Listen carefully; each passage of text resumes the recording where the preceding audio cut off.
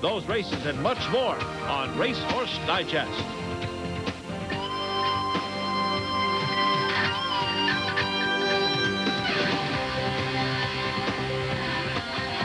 Racehorse Digest 2001, presented by Citgo. And hello again, everyone. I'm Chris Lincoln, your host for the 14th consecutive year on ESPN's Racehorse Digest, the only national weekly recap show on thoroughbred and quarter horse racing. And a special welcome to our new sponsor, Citgo. Well, on the final weekend of the old year 2000, we had some racing superstars in action in our feature race from Santa Anita, Saturday's $200,000 Grade 1 La Brea Stakes. Here's the field, the closing odds presented by Las Vegas.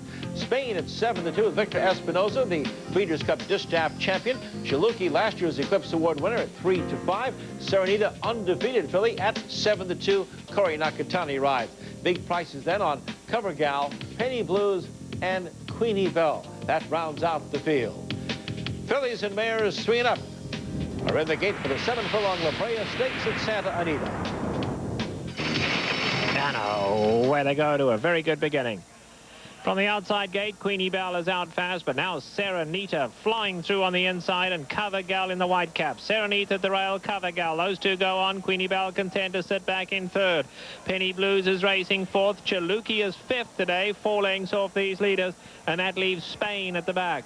Past the 5/8 and Cover Gal on the outside. Serenita trying to be restrained a little down at the rail. Been followed in by Penny Blues in third. Chaluki is fourth, 3.5 off them. Queenie Belle on the outside, and now Spain starting to pass the back markers. Spain is only 3 lengths off them as they bunch up with less than a half mile to go in the La Brea. Cover Gal has the lead. Serenita second. Chaluki at the rail third. Spain is now joining the fray on the outside. Only a length and a half covers 4. Then back to Queenie Belle. Penny Blues has dropped out last. A quarter of a mile to go, and Cover Gal in deep water now been passed by Serenita. Chaluki down at the rail, and Spain on the grandstand side. 4 of them line up at the top of the lane. Serenita, Chaluki at the rail. Cover Gal one from the rail. Spain on the outside. Queenie Belle trying to get involved later. Desperate finish in the La Brea.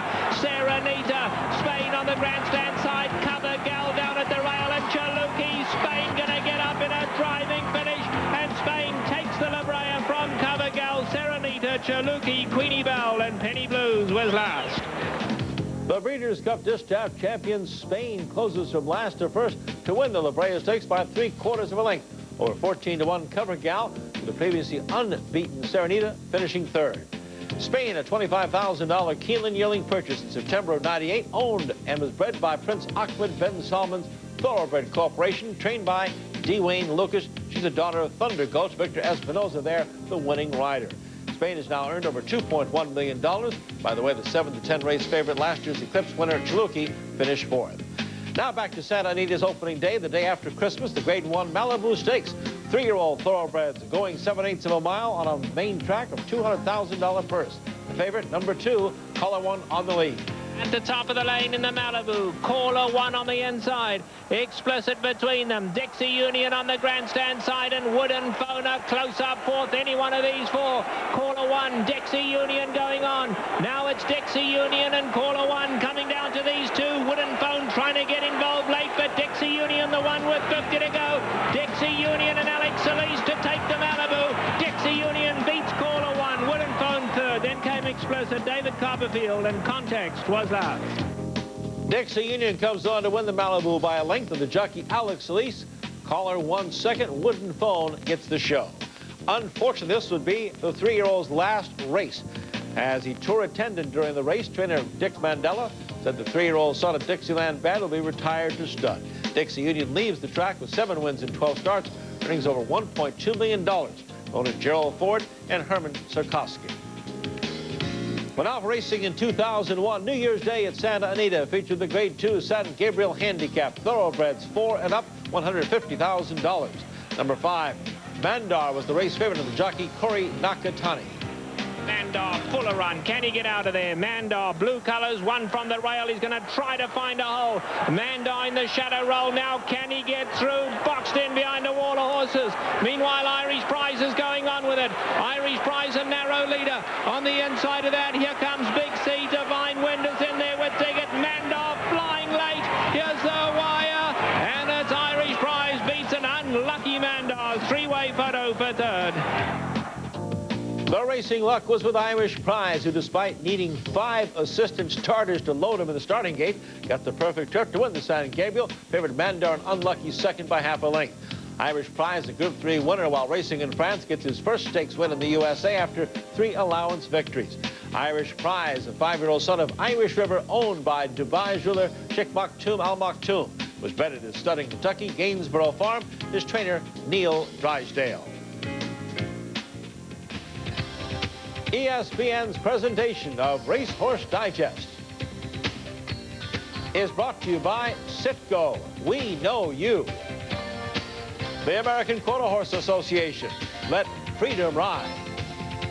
By Long John Silver's. You can't resist the cravings. Walmart, winning the world over. And by Visa, it's everywhere you want to be.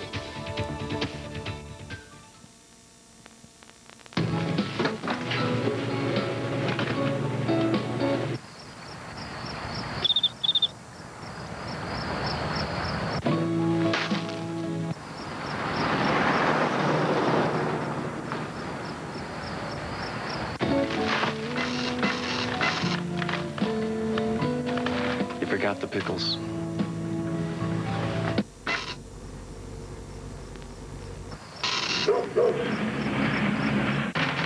Meet the challenge, the MBNA America Challenge. The MBNA Racing Challenge offers your horse more opportunities to race for more money every year.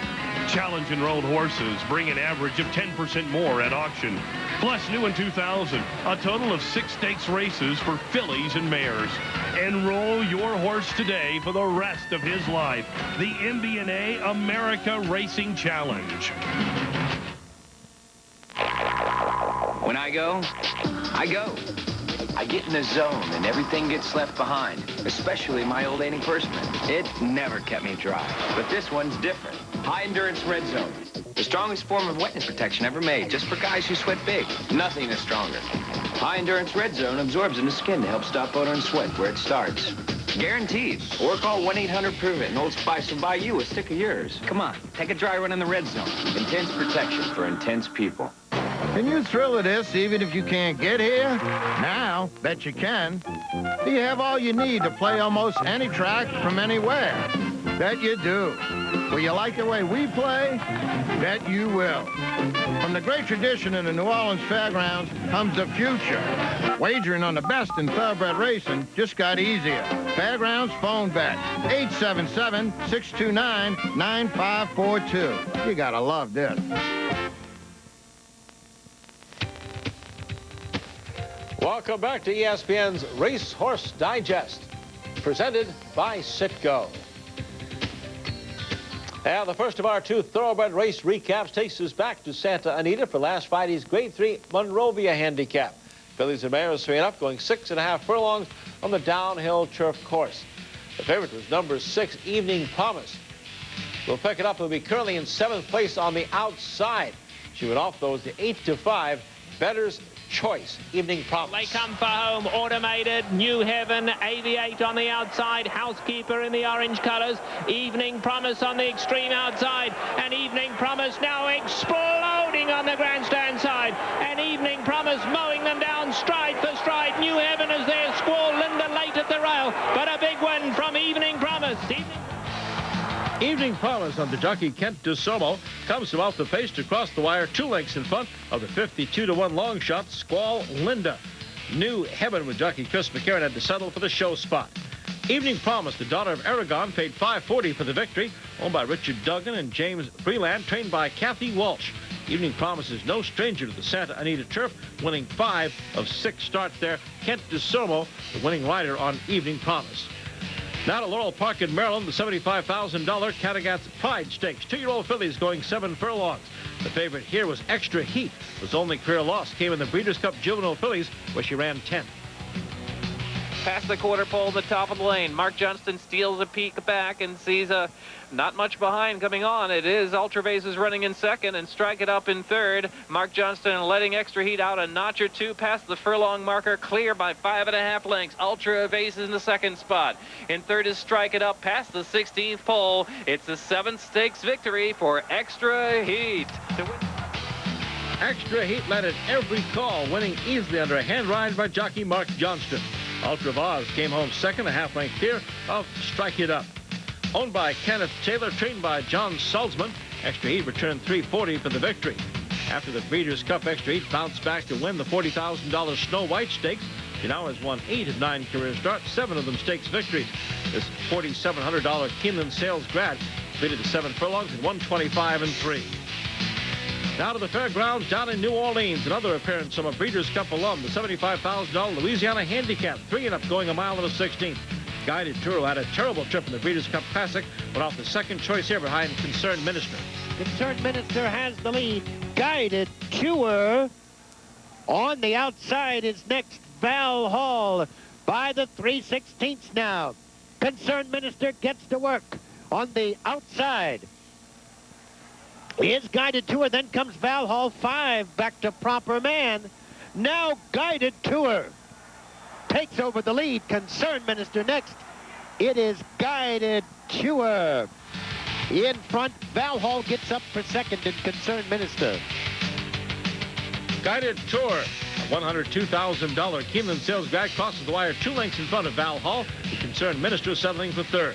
Guided Tour is trained by Niall O'Callaghan, ridden to victory by jockey Larry Melanson. Guided Tour will be staying at the fairgrounds in New Orleans, as expected to run in the Diplomat Way and then in the New Orleans Handicap. Guided Tour, an impressive winner here at the Louisiana Handicap. There's jockey Larry Melanson. Finally, from the fairgrounds, we'll get a look at the 2-year-olds in their final race on December 31st, the $75,000 Sugar Bowl Stakes at 6 furlongs. Ronnie Warner trained Wild Hits on the rail here, number 1, looking for victory number 4 to keep his record unblemished. Wild Hits begins to inch clear here, digging into the stretch and feeling a right-handed whip at jockey Kurt Bork. Wild Hits holds on for a narrow victory over Sam Lawrence Castle and third-place finisher Wise Blues. Owned by Tommy Durant, Wild Hit has earned $159,000 and a perfect 4-for-4 record. He covered the 6 furlongs in 1:10-1. Now a 3-year-old is Wild Hits, like every thoroughbred, celebrated the birthday on January 1st. Wild Hits undefeated after winning the Sugar Bowl Stakes at the fairgrounds in New Orleans.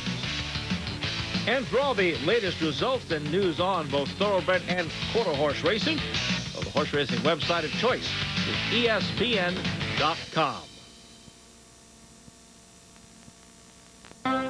This is Robin, and this is Rockin' Robins. Rocking chairs, recliners, tables, and drawers like most people have never seen before, which was kind of the problem until Robin showed them on cable TV. And now sales are, well, you know, cable advertising. It's easy, it's affordable, it works. AT&T Media Services. Get your ads worth. This is Don, and this is Don's Depot. These are all the engineers and brakemen and conductors who used to be lawyers and accountants and teachers. That is, until they saw Don's commercial on cable TV. Commercials that made Don's Depot a very busy place and gave Don's profits a real kick in the old caboose. Cable advertising. It's easy, it's affordable, it works. AT&T Media Services. Get your ads worth. All right, how's that? Pretty good. Try 6 more degrees vertical. We need like 2 more inches. 2 more inches, Yorgie, come on, you can do it. 2 more inches, come on, Yorgie. Here's our schedule for next week's Racehorse Digest on ESPN. Regular time Wednesday, 1 o'clock Eastern.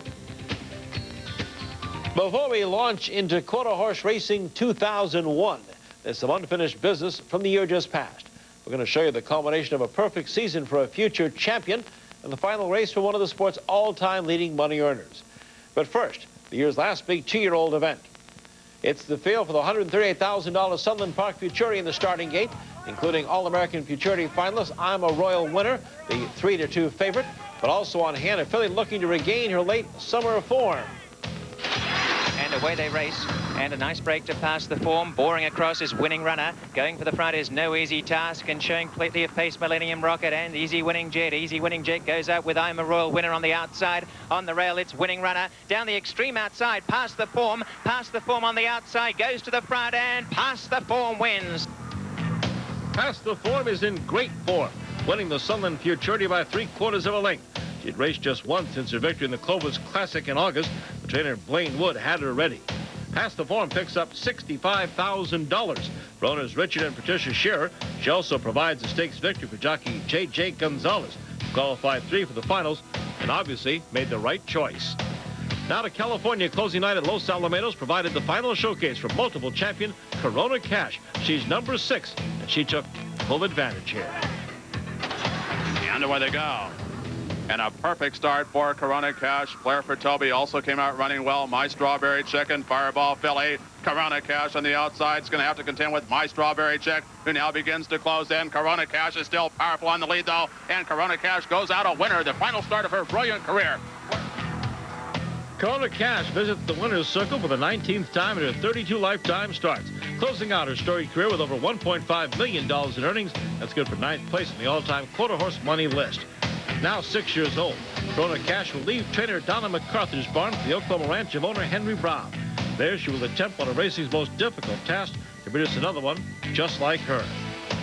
Well, some of the AQHA year-end titles are very much in doubt, but not the distance championship. Sign of Lanty completed a perfect 8th-grade season, 870 yards, and winning the Breeders' Marathon Classic in his usual style on the lead. His winning streak included 7 stakes and weight impost as high as 130 pounds.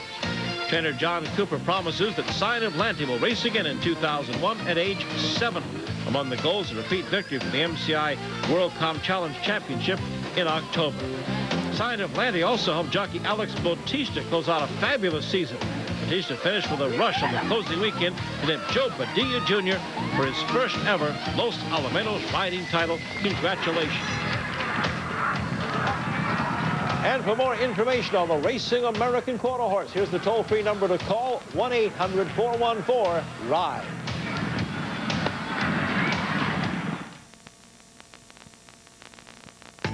Come in now for the new 21-piece Crunchy Shrimp Basket Combo.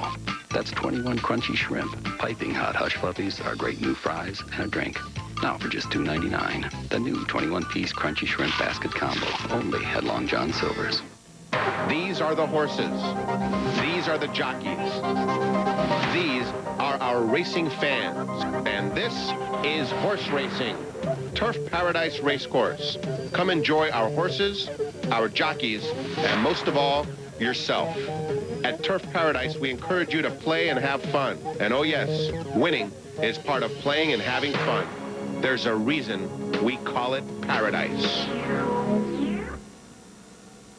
We're all one family, one team, a football team, driving down Soldier Field with, 1:13 left on the clock. 1 minute, 13 seconds left on the clock, and no timeouts left. No timeouts left because the coach has stupidly used them all up. Football fans can find anything they need at Chicago's Electra Electronics, provided they have Visa. Because if you try to use American Express, and we score! You don't have a prayer. Yeah! Visa, it's everywhere NFL fans want to be. I don't want your money. I don't care what color your skin is. I know your life is busy. I just want a friend.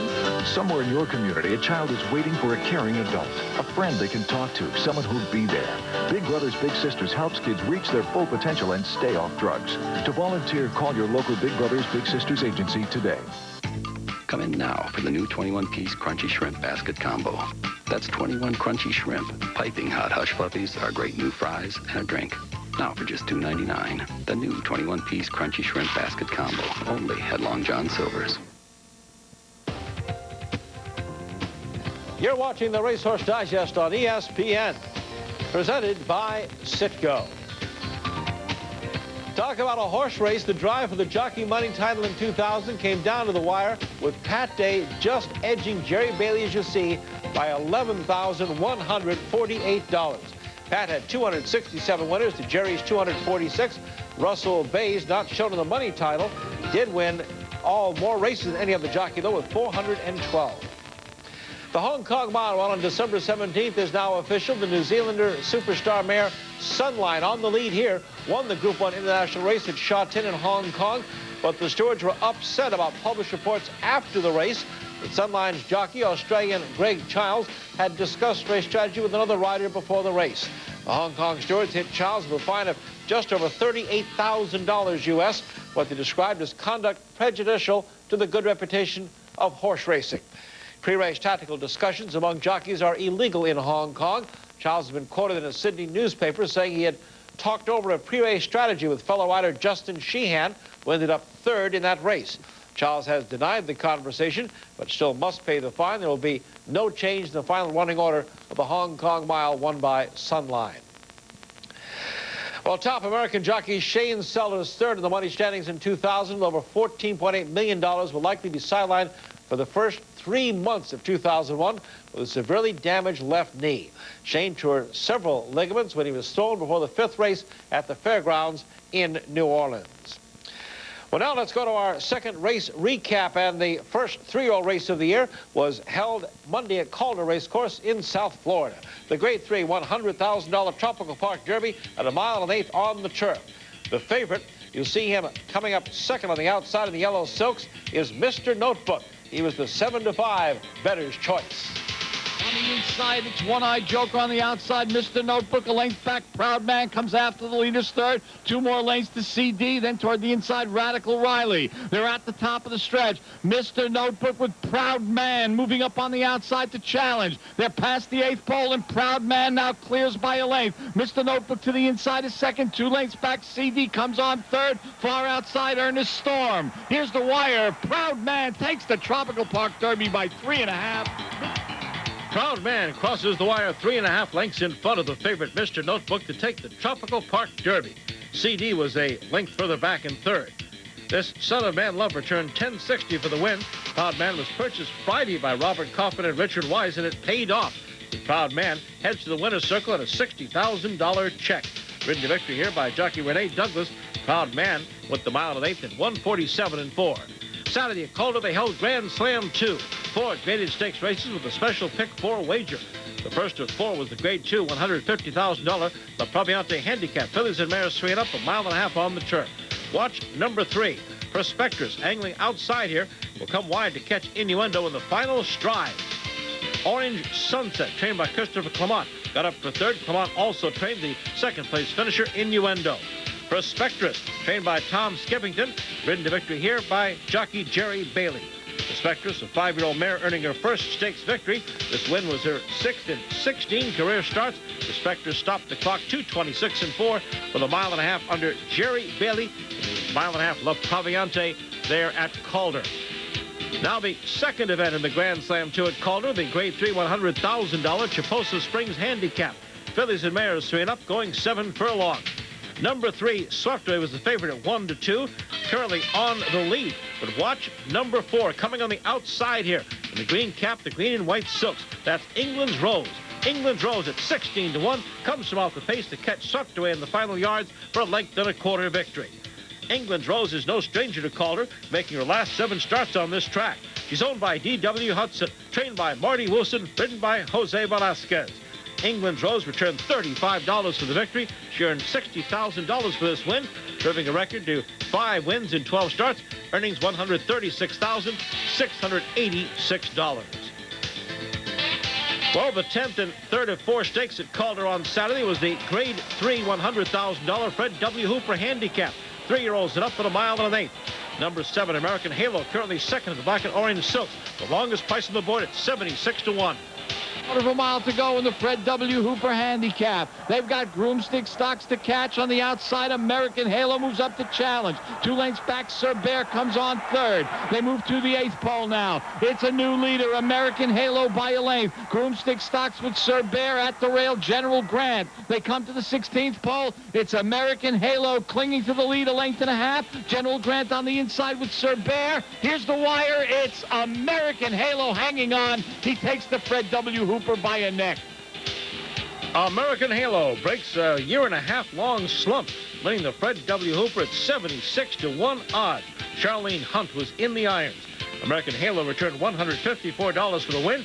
He had an exact payoff of more than $1,100. Son of American Chances, owned by Jose Pepperoni and trained by Angel Medina.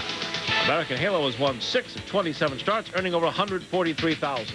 The fourth race of the special pick four stakes at Calder, the Grade 2 $150,000 W.L. McKnight Handicap. 3-year-olds and up, a mile and a half on the turf. We'll take a look at number 1, Stokowski, who had the lead by a head, but watch there as number 9, just to his outside, a little luck at 10-1, rallies to finish a length in front of Stokowski. What a brainstorm. The favorite finished a length and a half further back in third. A little luck with Mike Smith aboard, earned $90,000 for this victory. His 11th in 46 starts. Earnings now more than $478,000. A little luck was the fourth long shot in the Grand Slam 2 pick 4 at Calder. A $1 wager returned, listen to this, $77,762.40. Now that's a racing Grand Slam.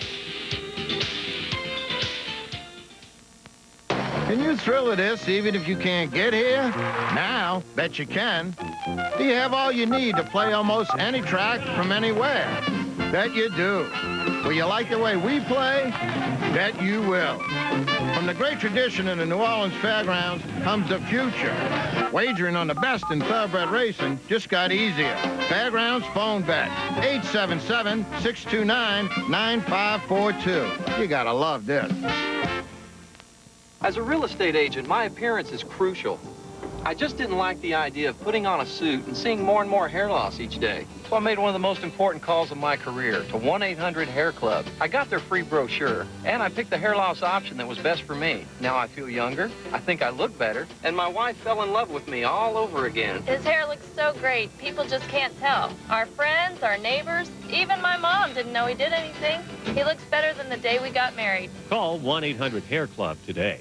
A road trip to Tallahassee. Jason Williams makes the engine run at Duke. How's she running, Jason? Premier playmaker Jason Williams and the dudes from Duke battle the Knowles. Duke, Florida State, tomorrow at 7 on ESPN2.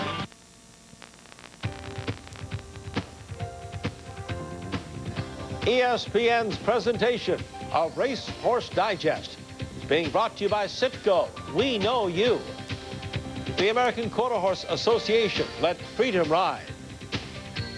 By Long John Silver's, you can't resist the cravings.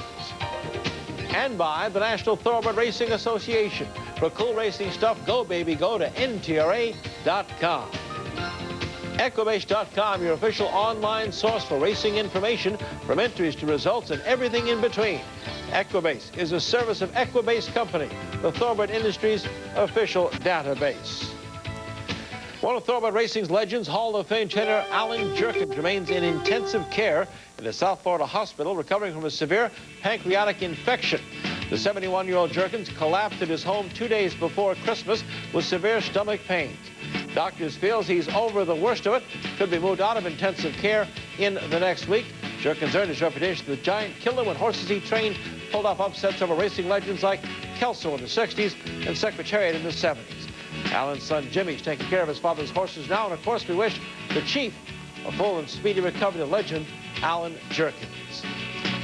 Gulfstream Park in Hallandale, Florida opens its winter racing season. Wednesday, January 3rd, 63-day meeting will feature a record $5.3 million in stakes money, including Florida's first $1 million race outside of Breeders' Cup, the 50th running of the Florida Derby. That's set for March 10th. And a reminder coming up next right here on ESPN. It'll be America's Horse, National Reining Horse Association futurity for Oklahoma City. 3-year-old American quarter horses compete for a record first-place check of $150,000 of all the spins and slides and crown the nation's reigning champion next on GMC America's Horse right here on ESPN. And we leave you with another look at Spain coming on the outside of the green and white silks of the Thoroughbred Corporation, winning the Grade 1 La Brea Stakes at Santa Anita. The Breeders' Cup Distaff champion came from last to first to win it all. This has been a presentation of ESPN, the worldwide leader in sports. For more, log on to ESPN.com. Racehorse Digest.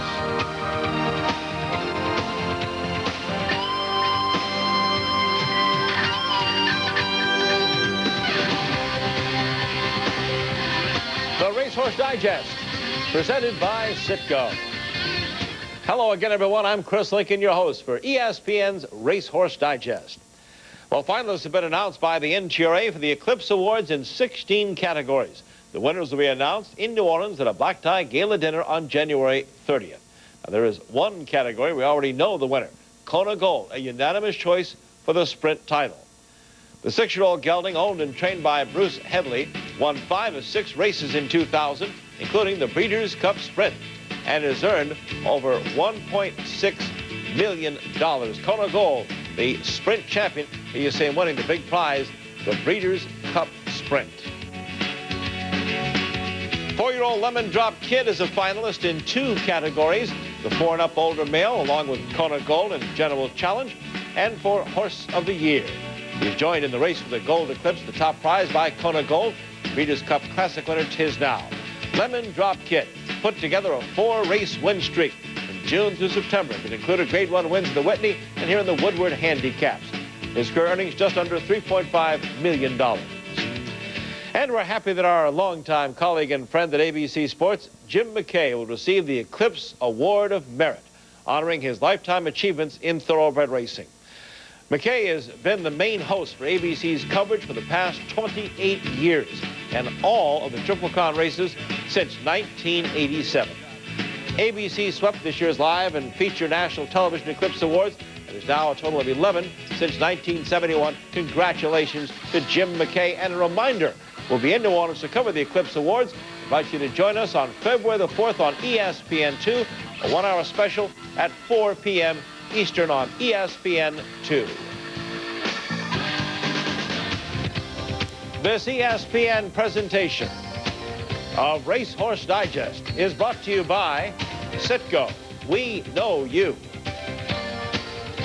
By Visa, it's everywhere you want to be. Long John Silver's, you can't resist the cravings.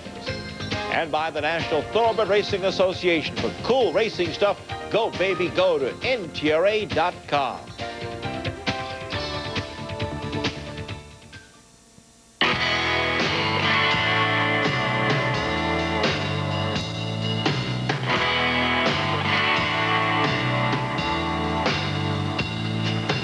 Hey, Jeff. Hi.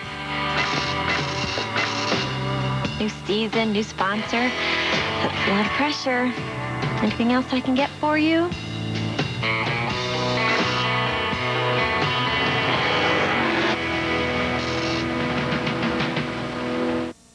Feel the need for speed? Satisfy it with American Quarter Horse Racing. It's easy to learn, and AQHA is ready to help. AQHA provides a variety of educational publications, videos, guides, and seminars. Whether you're an expert or enjoying your first day of the races, a winning ticket could be closer than you think. Call 1-800-414-RIDE or visit AQHA.com and discover the speed and excitement of America's fastest athlete, the American Quarter Horse. I'd like a latte, please. Do you have an appointment? Grab the ticket. We'll be with you in just a minute. Yeah. Coffee houses are popular. Very popular. Well, what if you just want coffee house style coffee in an instant? New Folgers Cafe Latte. Rich, creamy, delicious coffee house coffee without the coffee house. So it's not the coffee you drink to take a break from your day. It's the coffee you drink to break into it. New Folgers Cafe Latte. Magazine? Book? Anybody? We're all one family, one team, a football team.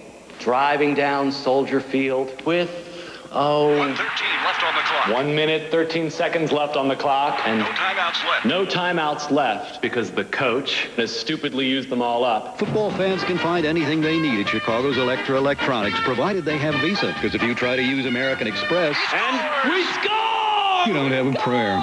Yeah! Visa, it's everywhere NFL fans want to be.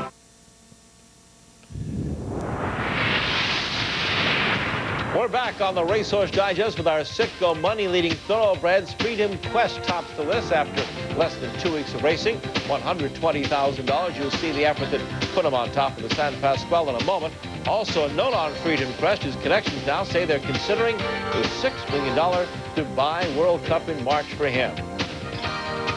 Well, now for our feature race of the week and the first of our 2 race recaps. Let's begin at Santa Anita this past Sunday for that Grade 2 $200,000 San Pasqual handicap we were talking about.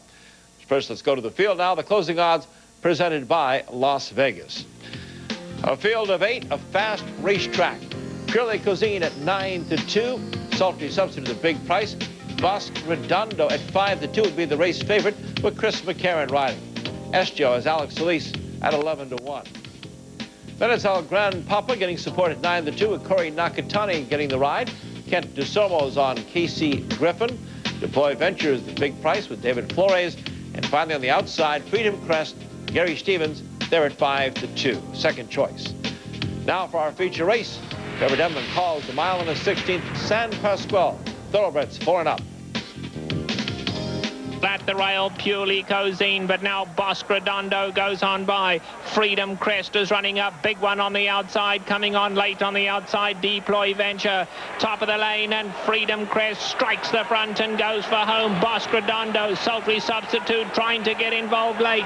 Homeward bound, and Freedom Crest and Gary Stevens in full flight for the wire, and they drawing clear. And Freedom Crest, a very comfortable winner of the San Pasqual. Freedom Crest, 3.5. Bosque Freedom Crest, who only broke his maiden 13 months ago, wins his first stakes race here in the San Pasqual. Veteran jockey Gary Stevens was up. Freedom Crest, the second betting favorite, returned $760 for the win. This was Freedom Crest's 3rd consecutive victory for owners Calvin Wynn, Barbara Choi, and Alex Wong, and trainer Richard Baltus. He's now being pointed towards the $1 million Santa Anita Handicap, the Big Cap, on March 3rd at Santa Anita.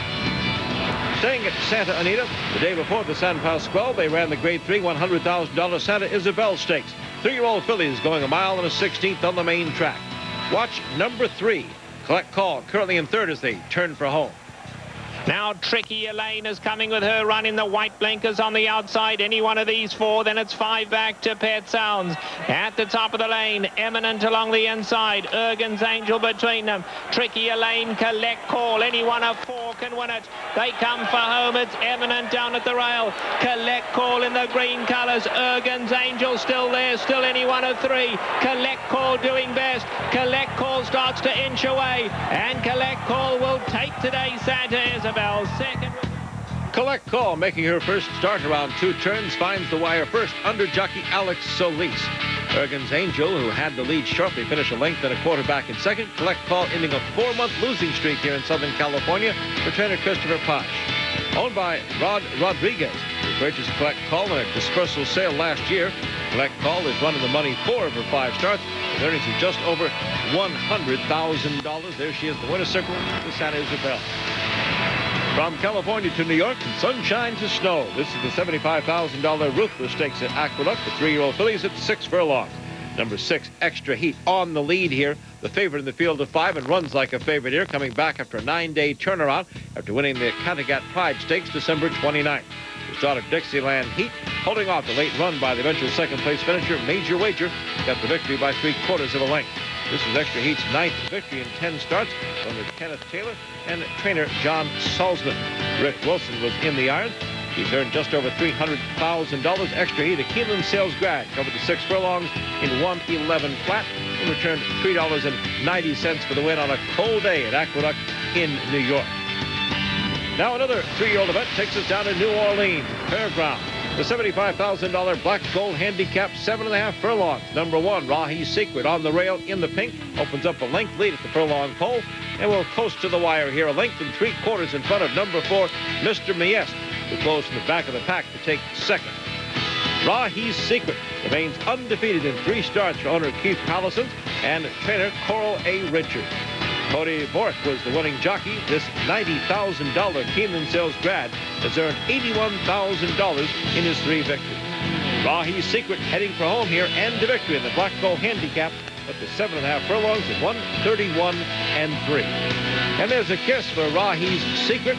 A smile from winning rider Cody Bork to get into the winner's circle of the Black Gold Handicap in New Orleans.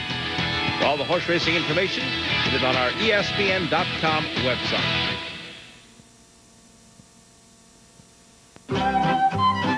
This is Bob.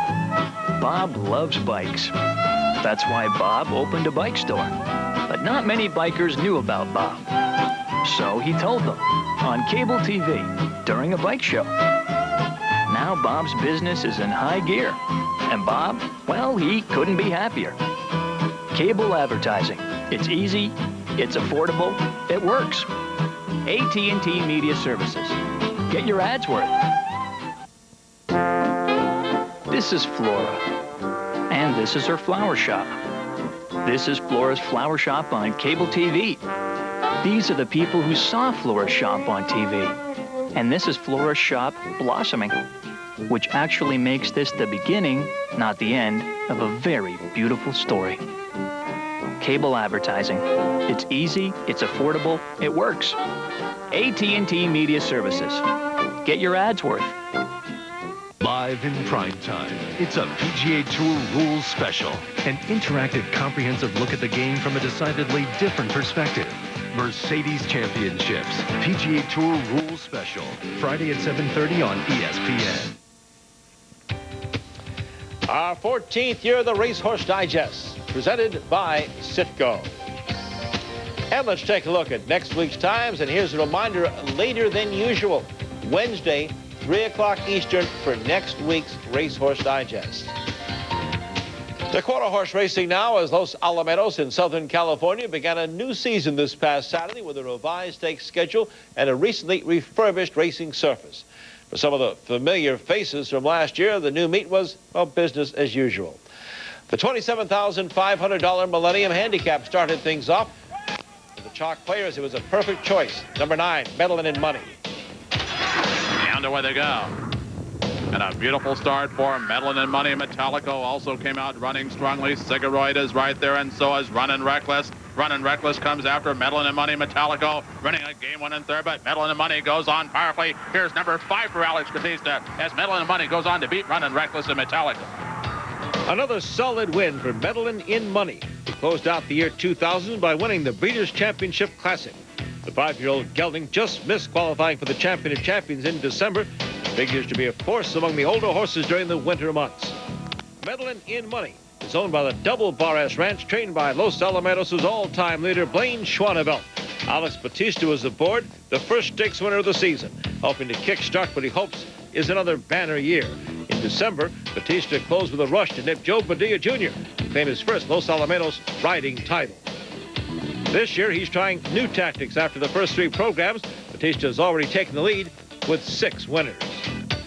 And speaking of fast starts, defending champion trainer Paul Jones flew out of this gate by saddling 7 opening weekend winners. And just for good measure, Jones twice finished first and second.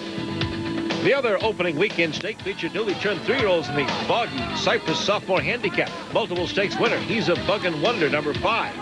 Goes against Los Alamitos Futurity Qualifier, He's a Motor Scooter. And away they go.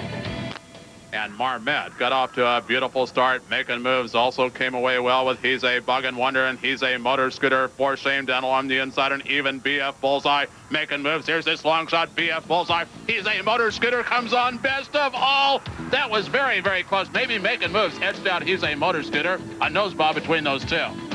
He's a Motor Scooter revs it up in the final yards to nip making moves and BF Bullseye. He's a Motor Scooter. It finished last in the Los Alamitos Million after a tough trip. But this time, jockey Sam Thompson had room to let his colt show off that closing kick. He's a Motor Scooter broke the $100,000 earnings barrier for his owner, Joyce Erickson. And the Cypress was the 40th Los Alamitos Stakes win for Donna MacArthur, making her only the 10th trainer to accomplish that feat. She's done it in just 6 years. For more information on the Racing American Quarter Horse, here's the toll-free number by the AQHA, 1-800-414-RIDE.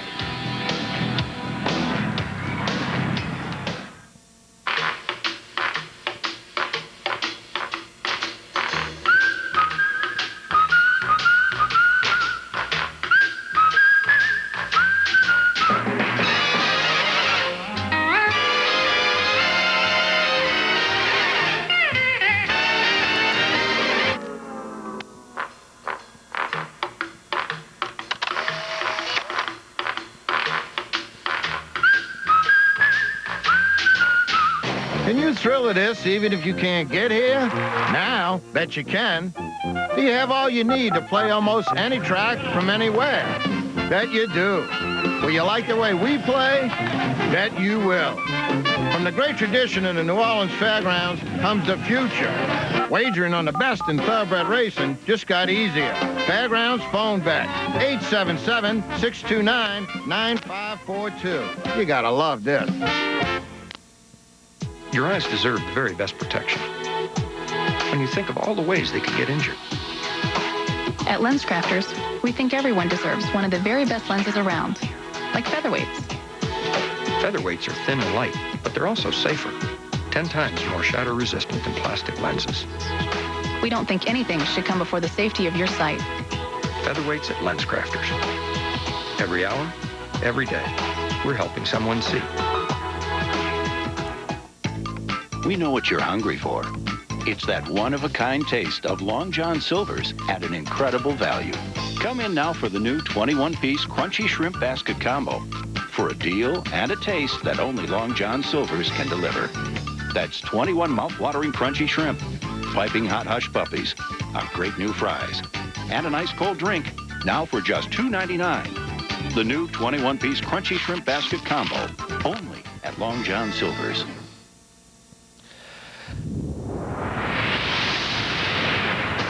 Back on the digest, more early season leaders presented by Citgo. Here are the top jockeys so far in 2001 by money earned by their mounts. Gary Stevens tops the list. The Hall of Famer at over $342,000 a week and a half into the season. Jorge Chavez second. Look at this name, Roberto Arroyo Jr. Off to a great start in 2001. He's the likely Eclipse Award Apprentice Jockey of 2000.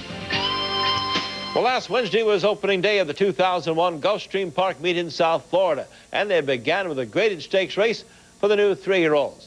It was the Grade 3 $100,000 spectacular bid stakes, 6 furlongs, 3/4 of a mile. The favorite was True Bull. He'll be on the lead, but watch for 2 long shots on the outside. Number 7, Diablo's Choice at 47-1. I Can See the Rain at 48.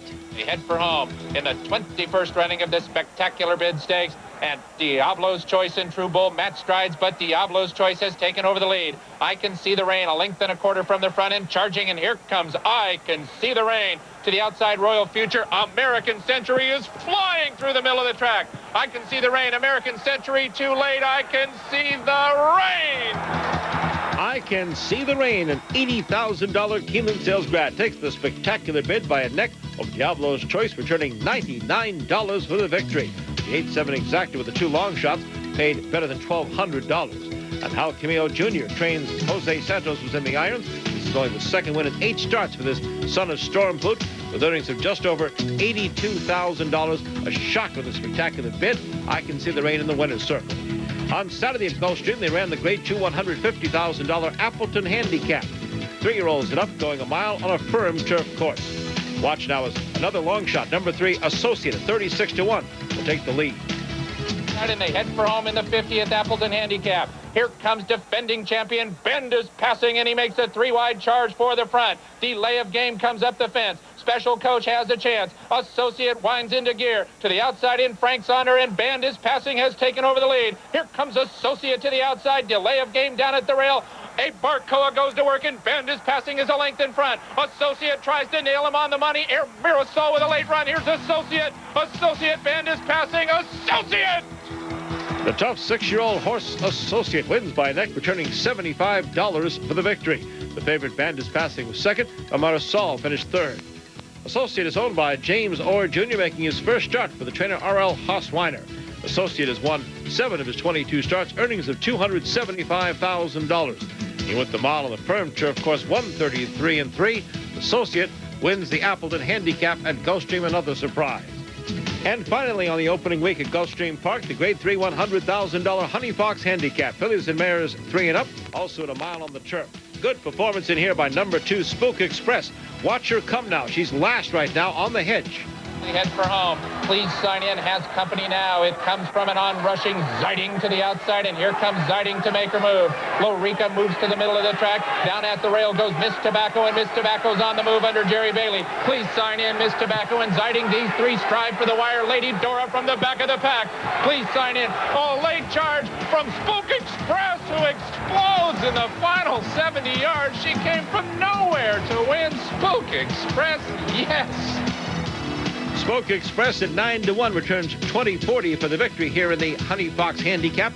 And jockey Mike Smith, watch of number 2 come roaring down the stretch here, last to first. This is just his 6th start since coming to this country from South Africa. Owned by Kinlock Enterprises, trained by Tommy Skippington, who won his 2nd created stakes in 9 days. Spoke Express has now won 11 of 15 starts. Well, for all those shivering around the nation or shoveling out, get ready to warm up. We're going to take you now to the Valley of the Sun, to Phoenix, and to the warmth of a story of a racetrack on the rise almost as fast as the Arizona temperatures. This is Turf Paradise, the Arizona track that this past Sunday celebrated its 45th birthday, and she's never looked better. Racing started here in the Valley on January 7th, 1956. It was an immediate hit, as you can see by the number of cars in the parking lots and fans in the stands. And now in 2001, it's a fan who's bringing the track back. Turf Paradise's new owner, as of last June, is Jerry Sims, a self-made success story and a fan of horse racing. I really do love the sport, and when the opportunity became available that the track was going to be sold, I felt it would be a good opportunity for myself. Sims not only loves racing, he's committed to making things better for the fans. I spent about $5 million on the renovation, which included a brand new track surface. My general manager had a great idea about putting in a new type of surface for us. It worked really well. During the rains, we didn't lose a day of racing, which was really good. And also the safety for the horses and the jockeys. Redid the building, a lot of the furnishings. All the food was upgraded dramatically. That needed to be redone. And so the overall experience for the consumer is enhanced dramatically from that. On another warm, sunny, perfect January afternoon here in the Valley of the Sun in Phoenix, it's easy to understand when the track president and CEO, Randy Fozzard, says Turf Paradise is an easy sell. I feel like I've got the best job in racing. I have a new owner, Jerry Sims, that came in last year, wanted to make a real commitment to racing in Arizona, a real race fan. He had a lot of ideas that he wanted to see done and see put into place in the turf club, the clubhouse, and throughout the facility. But he listened to me also, and I had some ideas and things I thought that our race fans needed to enjoy the racing more, and what our horsemen needed to enjoy the experience here. We put in the betting carols. We've got 2 players clubs now in the clubhouse. Really, the players have just really responded to on track. We're bringing the fans back to the track. The horsemen have responded at the entry box. Our fields are full. We have very few scratches. You can see by this weather, and this is wintertime. We didn't film this in the summer. This is Arizona today. And consistent racing. This has to play well. This has to be beautiful back east where it's snowing. But the players have responded to the big fields, in-state, out-of-state. The fans have responded here. The horsemen have responded. It's just been a great experience for all of us. Good afternoon, ladies and gentlemen. Welcome to a Sunday of racing in beautiful Turf Paradise. Welcome to our fans on track across Arizona and across North America on our simulcast network. Main track is fast, the turf course labeled firm. Track announcer Luke Kreitboss knows Turf Paradise is blessed when it comes to winter racing through May 22nd. Absolutely fabulous conditions. The last month and a half, now we're into early January. It's been 70 degrees plus, a fast main track and a firm turf. Very consistent weather. Number one, the weather, I think. We got full fields. It's a long meet. We run 8 months of the year. Good quality racing. It's close to California. If you got a good horse, you can go over there and ride, and it's just a great place to live. And everyone seems excited about the future at Turf Paradise. I think the future's good here at Turf Paradise. You know, Mr. Sims has done a great job here so far. Purses seem to be great, and there's, people on hold for stalls, and lots of people want to come here. There's horses that come here from Idaho, New Mexico, every place. This year it's been super, and I hope it just keeps up like it has been. I believe we have a very sound program. We have 2,200 stalls, and we had close to 4,000 applications for those stalls. The program here is sound, the demand is great, and we're in a great city. So I'm looking forward to a bright future for Turf Paradise. Well, the only thing warmer than the weather in Phoenix was the hospitality. I want to thank Jerry Sims and Vince Francie and all their staff there for a great weekend in Phoenix. There's live racing at Turf Paradise Friday through Tuesday until May 12th, and a full simulcast card 7 days a week.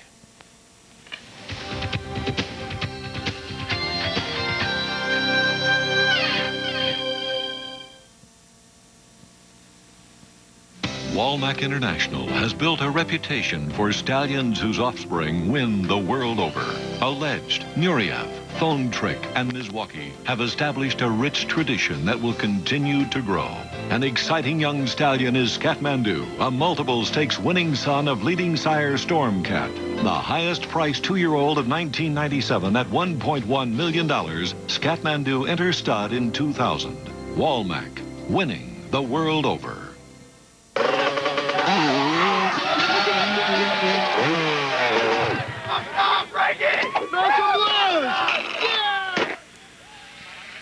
The Winter X Games presented by Motorola. Coverage begins February 2nd on ESPN.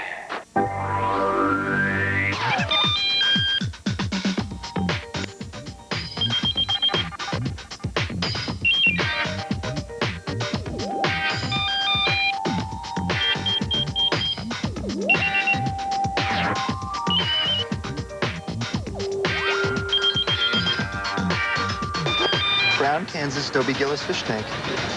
Party's changed to 7?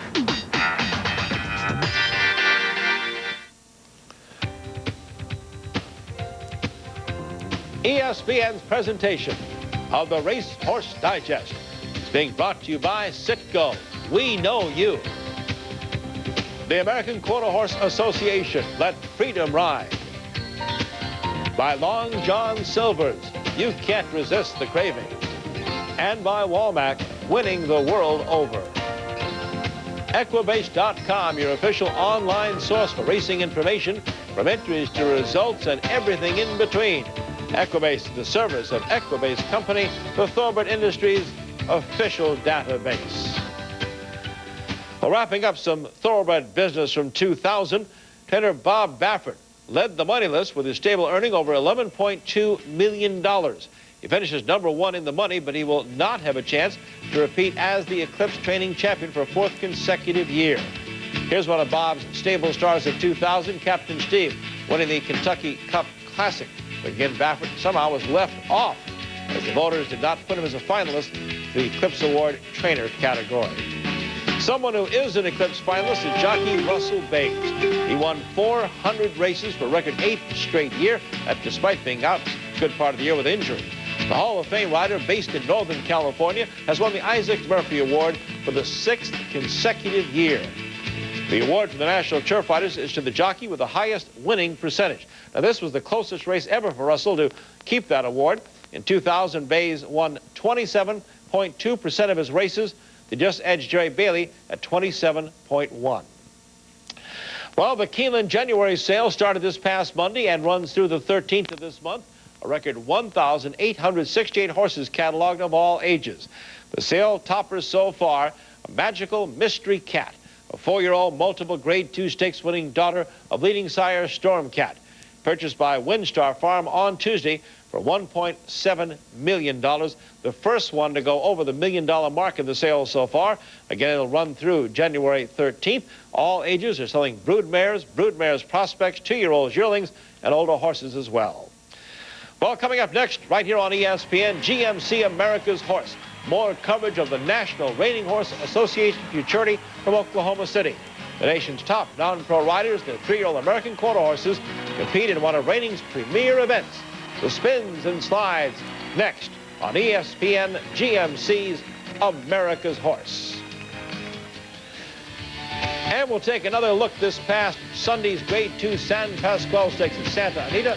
Gary Stevens riding the winner, Freedom Crest, victory by a half length over the favorite Los Redondo. And again, Freedom Crest may be on his way to the Dubai World Cup. This has been a presentation of ESPN, the worldwide leader in sports.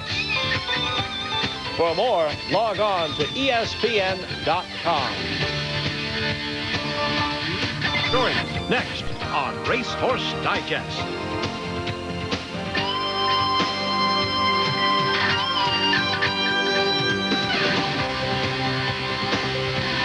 ESPN's Racehorse Digest, presented by Citgo. Hello again, everyone. I'm Chris Lincoln, your host for ESPN's weekly national recap of horse racing. We begin with the loss of one of America's Triple Crown winners with the death last Friday, January 12th, of Affirmed. He won the Triple Crown in 1978 against his great rival Aladar, becoming America's 11th and last Triple Crown winner. Affirmed upset Aladar in the Derby, winning by a length and a half. Then it was a neck in the Preakness. Before this memorable race for the crown in the 1978 Belmont Stakes, when Aladar, on the rail, battled Affirmed to his outside for a mile and a half before winning by a head. Racing in the flamingo pink and black silks of his owner and breeder Lewis and Patrice Wilson's Harbor View Farm, Affirmed won 22 of his 29 career races, including 19 stakes wins and 5 Eclipse Awards. When he retired to stud, he was racing's first multimillionaire, with earnings of almost $2.4 million. As a stallion, Affirmed ended his career at John Bell Farm in Lexington, Kentucky. He sired 12 champions, and his sons and daughters have earned more than $38.3 million to date. Affirmed was put down at the age of 26, suffering from laminitis, the same disease of the foot that claimed the 1973 Triple Crown winner, Secretariat. One of the things I think is most amazing about Affirmed is he was involved in his racing career in 6 photo finishes, 5 with Aladar. He won every one of them. Well, racing also mourns the loss of one of its most colorful and respected turf riders with the death this past Monday of Patrick Lynch. A decorated World War II hero, Pat was a rider during the golden era of sports. He covered Citation's Triple Crown sweep in 1948 and Secretariat's in 1973. Oh, well, heroes come along all the time. I don't know when there'll be another one around, but he'll be here, whoever he is or wherever he is. And he was so unique, and unique particularly in that race. Horses have one moment in their life, or they're good horses, you know, and they run good races, but they usually run one race that they never reproduce again, and that was his race, the Belmont. He would never be as good again as he was in that race. That was his high water mark. And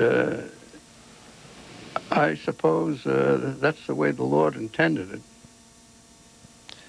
Pat Lynch was 10 days shy of his 85th birthday. The sport of kings has lost one of its real treasures. But I know Pat would say, come on, kid, let's get to the races. So here's the field for our feature race of the week, the San Fernando Stakes at Santa Anita, featuring the return of the Breeders' Cup Classic winner, Tiz Now. San Fernando Stakes for 4-year-olds. Let's take a look at the field now. You see here several scratches.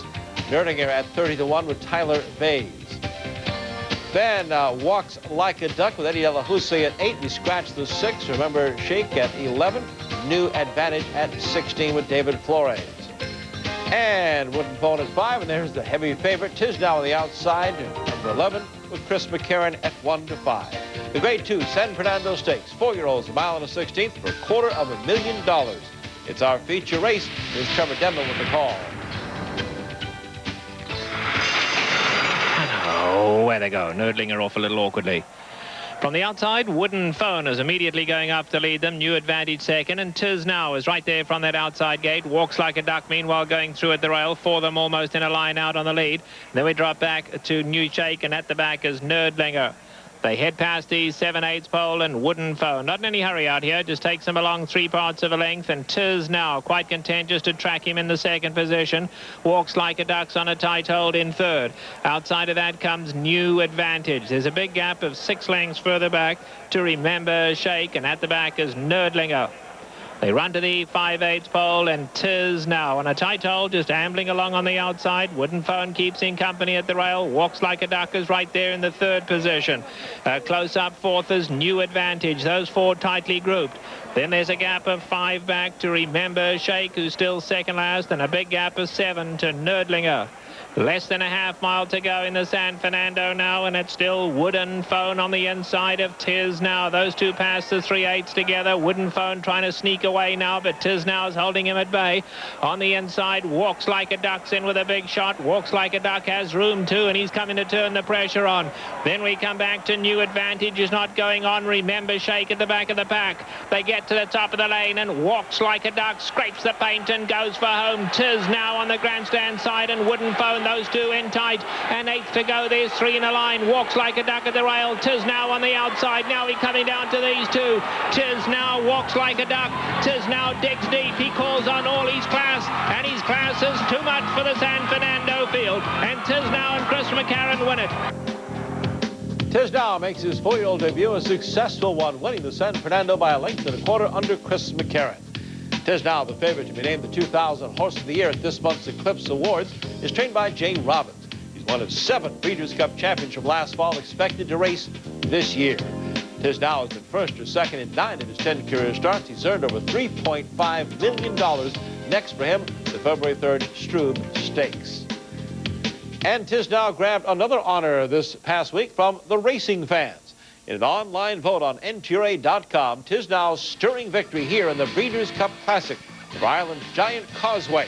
'Tis Now, number 13 on the rail in the pink silks, was voted the NTRA Moment of the Year 2000. Look at this effort by 'Tis Now, winning the Breeders' Cup Classic, the $4 million race. Second in the voting for the NTRA Moment of the Year 2000, Jockey Lafitte Pinkai Jr.'s 9,000th career win, followed by the Kentucky Derby victory of Fusaichi Pegasus.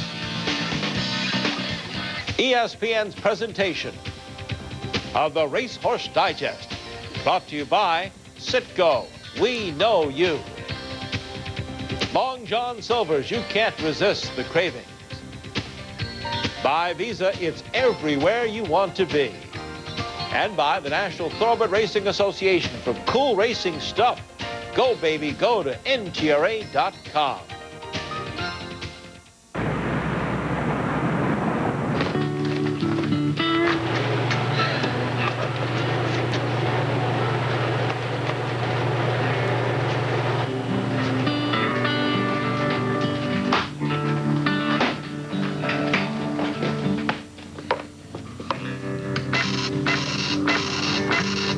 The 3-pint breakup. So you finally dumped him. 1,200 pounds of pure horsepower. An adrenaline-pumping, all-out dash to the finish line. Owning a racing American Quarter Horse is like having your very own high-powered dragster. Let the American Quarter Horse Association show you how easy it is to get started. Call us at 1-800-414-RIDE or visit AQHA.com. Then call your friends and invite them to join you in the winner's circle.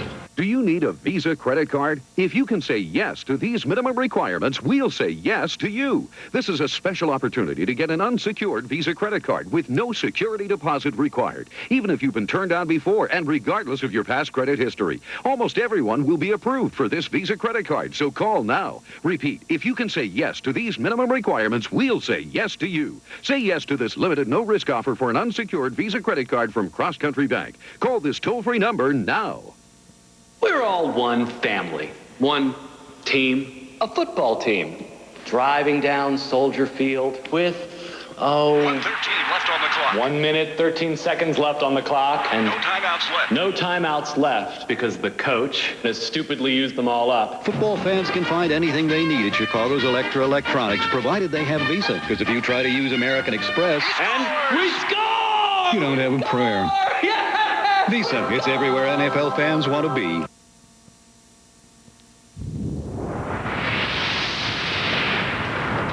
We return to the digest with a look at the Citgo national standings. The leading thoroughbred earners so far this year, Freedom Crest at $120,000. 'Tis Now moves up to second with that victory in the San Fernando. Well, now for our first race recap. We're going to begin in Northern California with the Golden Gate Derby. The newly turned 3-year-olds go a mile and a 16th for a purse of $150,000 in this Grade 3 event. The favorite on a muddy track is number 2, High Cascade, trained by Dwayne Lucas, ridden by Russell Bays. The watch for number 1, Hoover Get the Keys in the Golden Gate Derby. Hoover Get the Keys is running a big one. To the far outside is Media Mogul. He's right there in the fray. Heaven Street is 3 from the front. Then we go to Sir Alfred and Bank Street. High Cascade with the lead. Moswiatwa not handling the turn. High Cascade. Hoover Get the Keys, but from between horses. To the outside is Media Mogul. Final furlong. Hoover Get the Keys, trying to post the upset, and look at him kick well clear. Hoover Get the Keys and Ron Warren Jr. Hello, they're 15-1 in the Golden Gate Derby. Hoover Gets the Keys, makes his stakes debut, a winning one, cruising to a 5-length victory over the favorite High Cascade, with Media Mogul holding on for the show. Hoover Gets the Keys, the longest shot of the 7 3-year-olds at 15-1, returned $33 for this impressive win. Owned by Carl Odegaard, who had trainer Brian Corner claim him last September, the day he acquired his owner's license. Jockey Ronnie Warren Jr. was in the irons for the biggest race victory yet with the new owner-trainer combination. More 3-year-old action from Santa Anita. Sunday, they ran the Grade 3 $100,000 San Miguel Stakes at 6 furlongs. The favorite, Laser Sport, set off at 8-5 with jockey Corey Nakatani.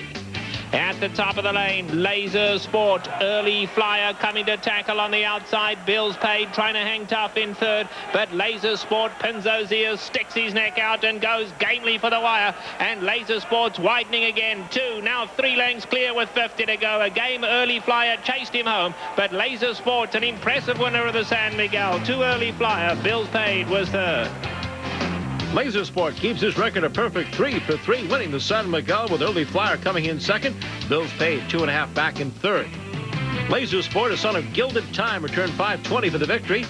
He won his first 2 starts in Kentucky late last year, then was purchased by Bill Herrick, who sent him to trainer Darrell Vienna at Santa Anita.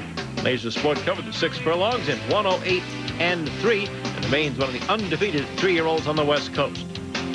We'll stay at Santa Anita on Sunday as they come down the hill on the turf course. The $100,000 Sensational Star Handicap 4 and up, going 6.5 furlongs. Number 4, Echo Eddie. Jockey Iggy Puglisi up, stalked the pace setters in the early going, took the lead inside the 8th pole, draws off here to a 1.5 victory. Echo Eddie, the son of Restless Khan, returned $4.60, Unlimited Value second. Mac Ward took the show. Trainer Darrell Vienna wins his second stakes of the weekend at Santa Anita with his California bred. Echo Eddie is owned by David and Rita Milch. He's won 6 of 11 starts, earnings over $239,000. Impressive win in the Sensational Star Handicap for Echo Eddie. And a reminder for all the latest horse racing information, all the results, join us on ESPN.com. This is Mike.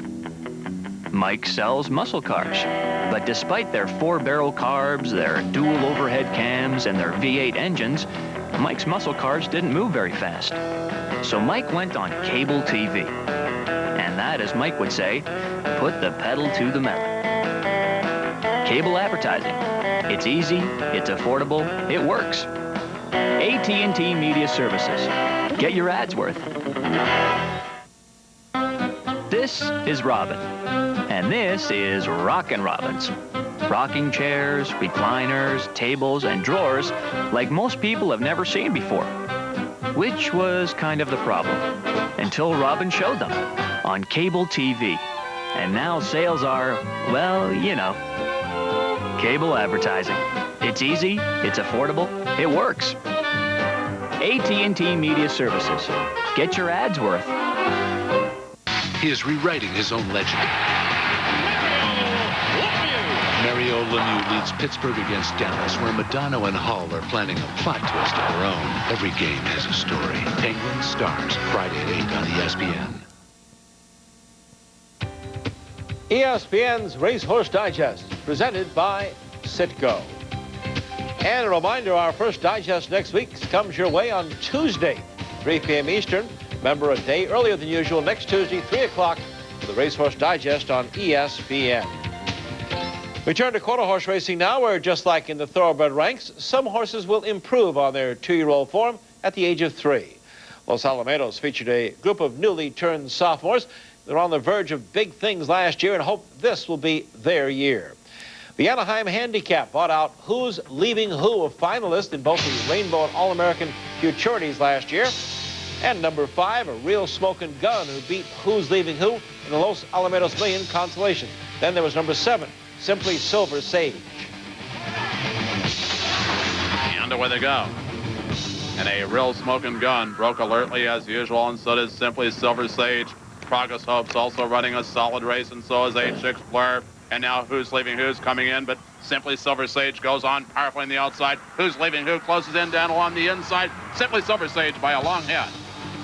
Simply Silver Sage breaks alertly and holds off Who's Leaving Who to gain his first stakes victory. But H6 Blur was along for 3rd, with the favorite, a real smoking gun, 4th after hopping at the start.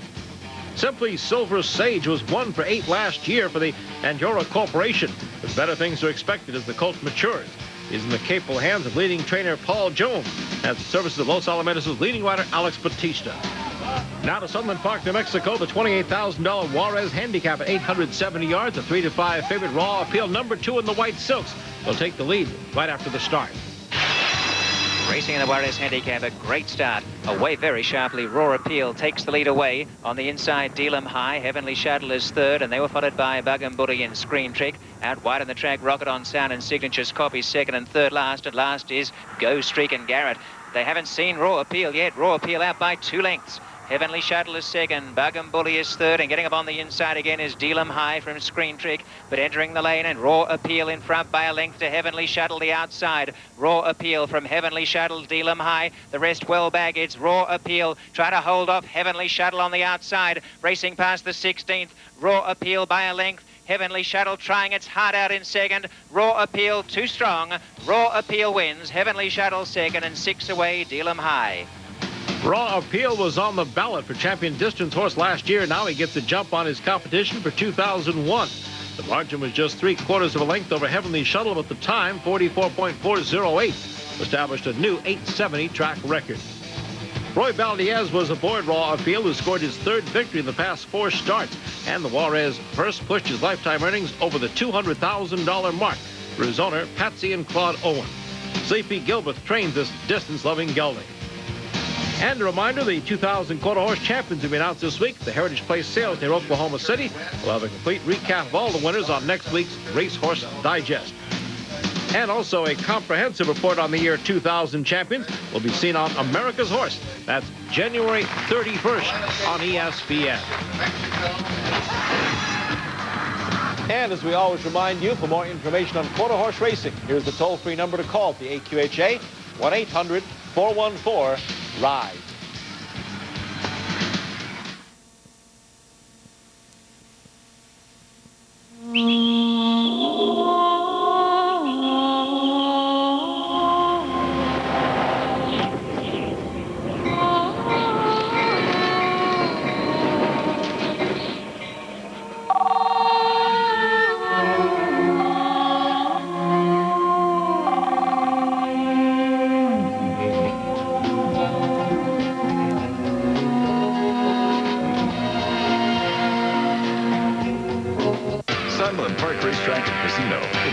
Southwest corner of New Mexico has live racing from November to April with full fields, strong purses, and some of the fastest tracks in the U.S. Our simulcast signal is picked up in over 200 locations across the country.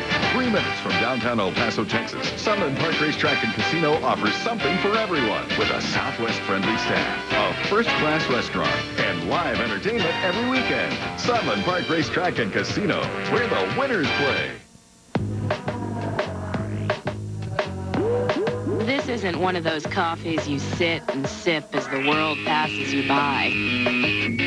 Introducing new Folgers Cafe Latte. Delicious coffee house style taste sensations. They're richer, coffeeer, and frothier than the other guy. So it's not the coffee you drink to take a break from your day. It's the coffee you drink to break into it. New Folgers Cafe Latte. We know what you're hungry for. It's that one-of-a-kind taste of Long John Silver's at an incredible value.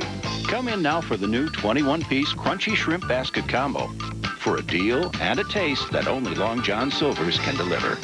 That's 21 mouth-watering crunchy shrimp, piping hot hush puppies, on great new fries, and an ice cold drink, now for just $2.99. The new 21-piece Crunchy Shrimp Basket Combo, only at Long John Silver's.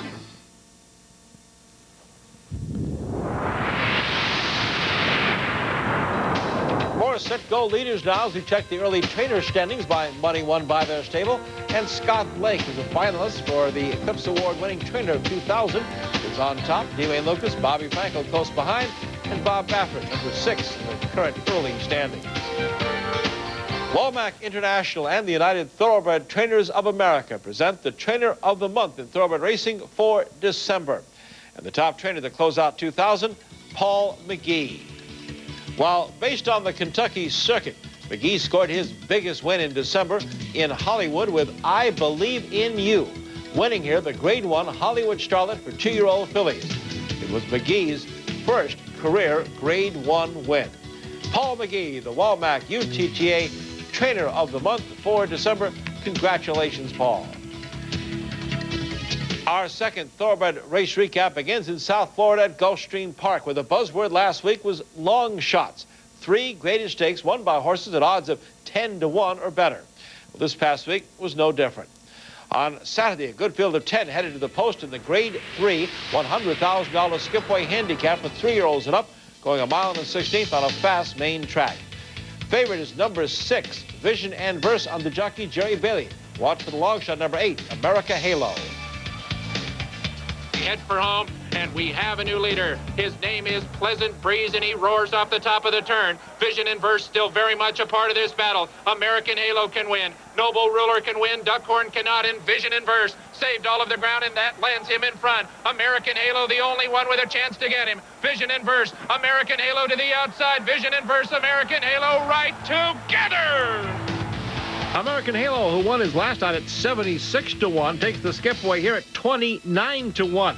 Returned $60.20. Vision and Verse was second. Pleasant Breeze took the show spot.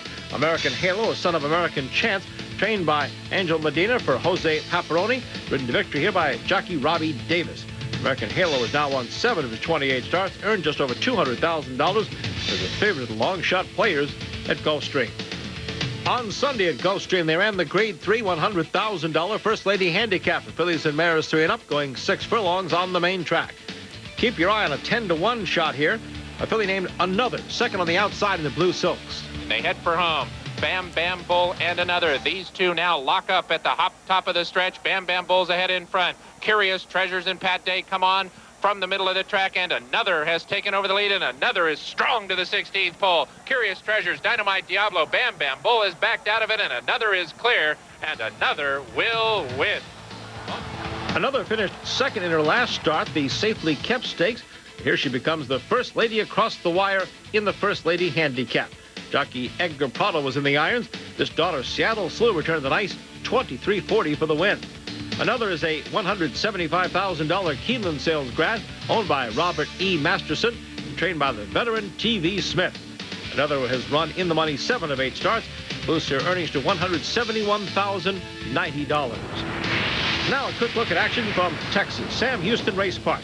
This is the $50,000 Sam Houston Distaff Handicap. Fillies and mares 4 and up, going 1 1/16.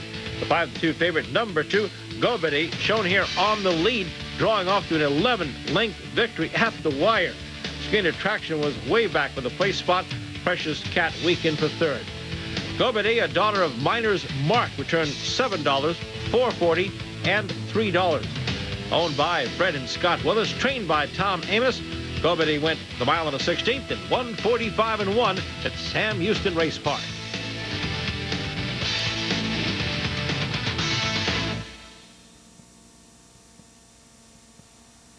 Walmack International has built a reputation for stallions whose offspring win the world over. Alleged, Nureyev, Phone Trick, and Milwaukee have established a rich tradition that will continue to grow. Legendary stallion Mr. Prospector lives on through his influential son, Milwaukee, a champion sire of more than 75 stakes winners. Milwaukee, known for racing performance and sales success, can make a difference in your program. Walmack, winning the world over. If you currently suffer from asbestos-related injury and you worked at sites with commercial boilers, you must act now in the Babcock & Wilcox bankruptcy. Claims that you, your family, your heirs, or others may have against B&W must be filed by the bar date July 30th, 2001. Claims for future asbestos injuries not evident now are not involved. To learn more, call toll-free 1-877-657-9158. 1-877-657-9158. The Rivals.com Hula Bowl. Drew Brees leads a list of college football's record breakers and touchdown makers. The Rivals.com Hula Bowl, Saturday at 8 on ESPN. This ESPN presentation of the Racehorse Digest is being brought to you by Citgo. We know you. The American Quarter Horse Association. Let freedom ride. Long John Silver's You Can't Resist the Craving. And by Walmack, winning the world over. Equibase.com, your official online source for racing information from entries to results and everything in between. Equibase is a service of Equibase Company, the Thoroughbred Industries official database. Well, the bizarre case of the death of thoroughbred jockey Chris Anley just gets stranger and stranger. Anley's death on December 2nd in his Pasadena, California home was being investigated by police at the time as a homicide caused by a blunt trauma to the back of his head. Cuts also found in other parts of his body. But the coroner has now just released a final report saying no foul play is suspected. They have ruled the death a drug overdose. Many of Anley's family members and closest friends are disputing those findings and are planning to hire a private investigator. The 34-year-old Anley was a two-time Kentucky Derby winner. And the former houseguest, by the way, of Antley and an early suspect, 24-year-old Timothy Tyler, was arrested last week while attempting to break in to Antley's home. Jockey Kent DeSomo reached a milestone last week when he won the first race on Saturday at Santa Anita, riding temporary appeal to the 4,000th win of his career. DeSomo, a three-time Eclipse Award winner, and now a winner of 4,000 races. Here's another plateau for Kent DeSomo, win number 4,000 for DeSomo. He was the youngest rider ever to reach 3,000 wins at age 25. His 4,000th win comes at age 29. By way of comparison, Lafitte Pinkai won his 4,000th race at age 32. Gary Stevens, a Hall of Famer, hit the mark at age 33. Congratulations to Kent DeSomo. And a 50-year-old grandmother is the queen of the handicappers. Judy Wagner defeated the field of 204 of the nation's best thoroughbred racing handicappers to take the $100,000 first prize in the Daily Racing Form NTRA National Handicapping Championship. It concluded this past Saturday at the MGM Grand Casino in Las Vegas. And a reminder, tickets still available for Thoroughbred Racing's Night of Champions, the Eclipse Awards in New Orleans, January 30th. We'll be there to have a one-hour special on ESPN2, February 4th at 4 p.m. Eastern. And coming up on GMC America's Horse, Kathy Dawn and Royal Fletch, an American Quarter Horse stallion, set an all-time NCHA scoring record to win this year's Open Futurity Championship. All the action, including the nation's top three-year-old cutting prospects, is next on ESPN GMC America's Horse, and that follows us. Again, to remind you, next week, Racehorse Digest, a day earlier than usual. It comes your way on Tuesday at 3 o'clock Eastern. And again, some final thoughts on the great Affirm. Maybe didn't get the credit the great champion deserved. Remember, of course, he was the third Triple Crown winner in the decade of the 70s, following Secretariat in 73, Seattle Slew in 77, then came Affirmed in 78. But truly, one of the great champions. And now, of the 11 Triple Crown winners, only one remains living, and that's Seattle Slew, the 1977 winner. See you next Tuesday on the Racehorse Digest. And we'll leave you another look at the San Fernando Stakes, the return of the Breeders' Cup Classic winner, Tiz Now.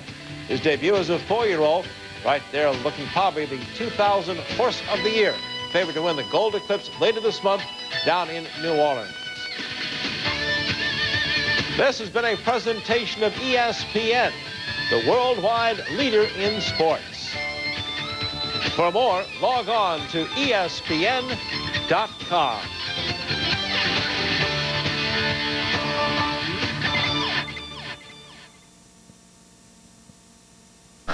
Stay tuned for Racehorse Digest.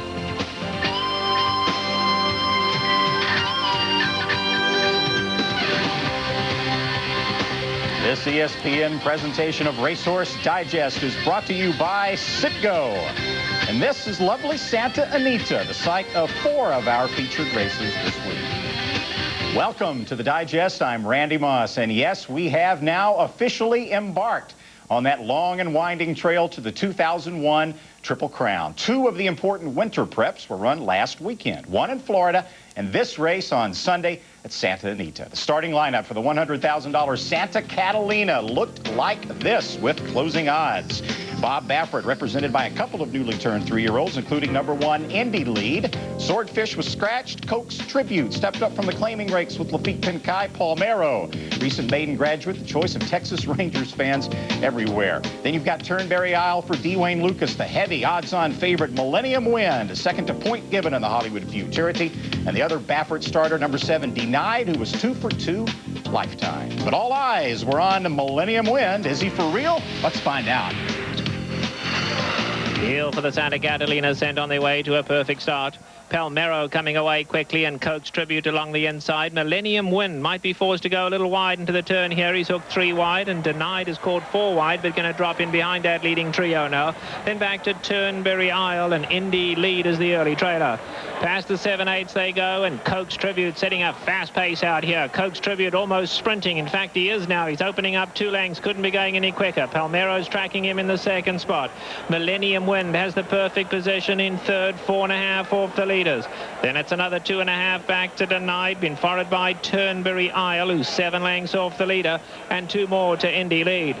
Past the 5/8 they go, and it's still Lafitte Pinkai and Coke's Tribute. They winging out here, clear by 2.5. Palmero's going comfortably in second, though, and Millennium Wind still tracking in the third spot. He's now 4.5 off that leader.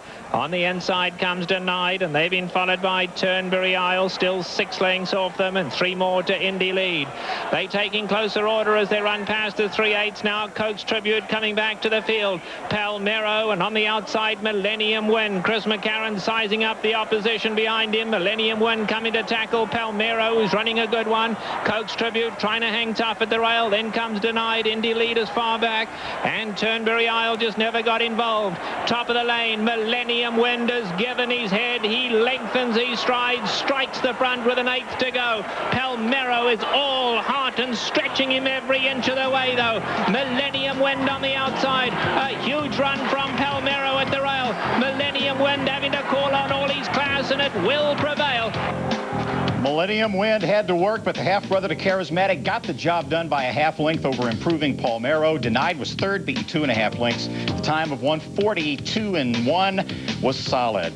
And the way he did it was nice, too. With a 3-wide trip, Millennium Wind relaxed nicely from McCarron, who won the Santa Catalina for the 4th time in 5 years. This horse is owned by David and Jill Herensberger of Seattle, who also have turf star Hawksley Hill. There's trainer David Hawkins with a hand on the rump there. He said the son of Crypto Clarence might be seen next March 17th in the San Felipe. Santa Anita's 3-year-old fillies also got some face time last weekend, and the Santa Ynez, $150,000 for 7 furlongs. And if you thought Millennium Wind was impressive, wait until you see this one.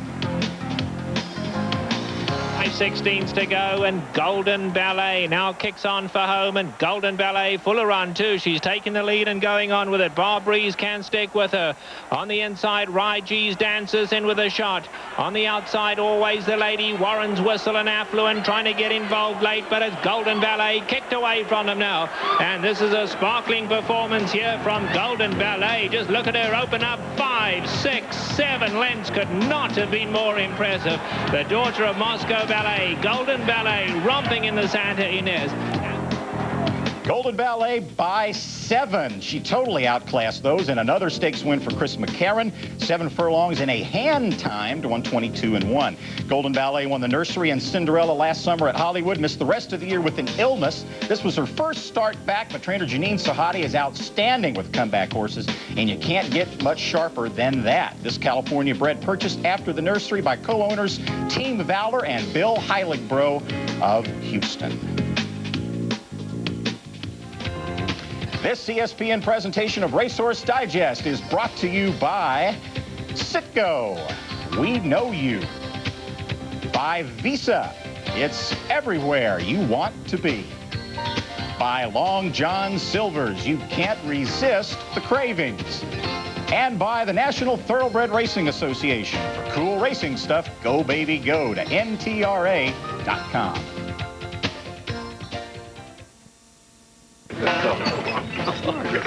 Hey, man.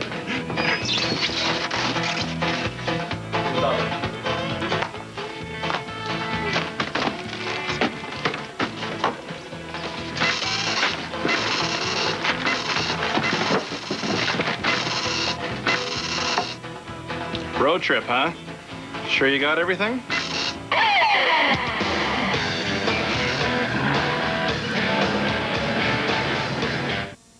Feel the need for speed?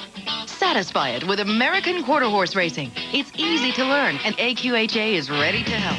AQHA provides a variety of educational publications, videos, guides, and seminars. Whether you're an expert or enjoying your first day of the races, a winning ticket could be closer than you think. Call 1-800-414-RIDE or visit AQHA.com and discover the speed and excitement of America's fastest athlete, the American Quarter Horse. 32, 33, 34, 45, 46, 47, 450, 451, 452. Cold symptoms keeping you awake? What? Get NyQuil. The nighttime sniffling, sneezing, coughing, aching, stuffy head fever so you can get the sleep you need to feel better medicine. Little body foo-foo. Turn on to the tradition. Come and feel the good times roll. We've been around this track a time or two. It's our 3rd century of racing at the fairgrounds. Our 129th season of live thoroughbred action runs through March 26th. Join us all season long at the fairgrounds. The rhythm keeps on racing like it always has. And all that jazz.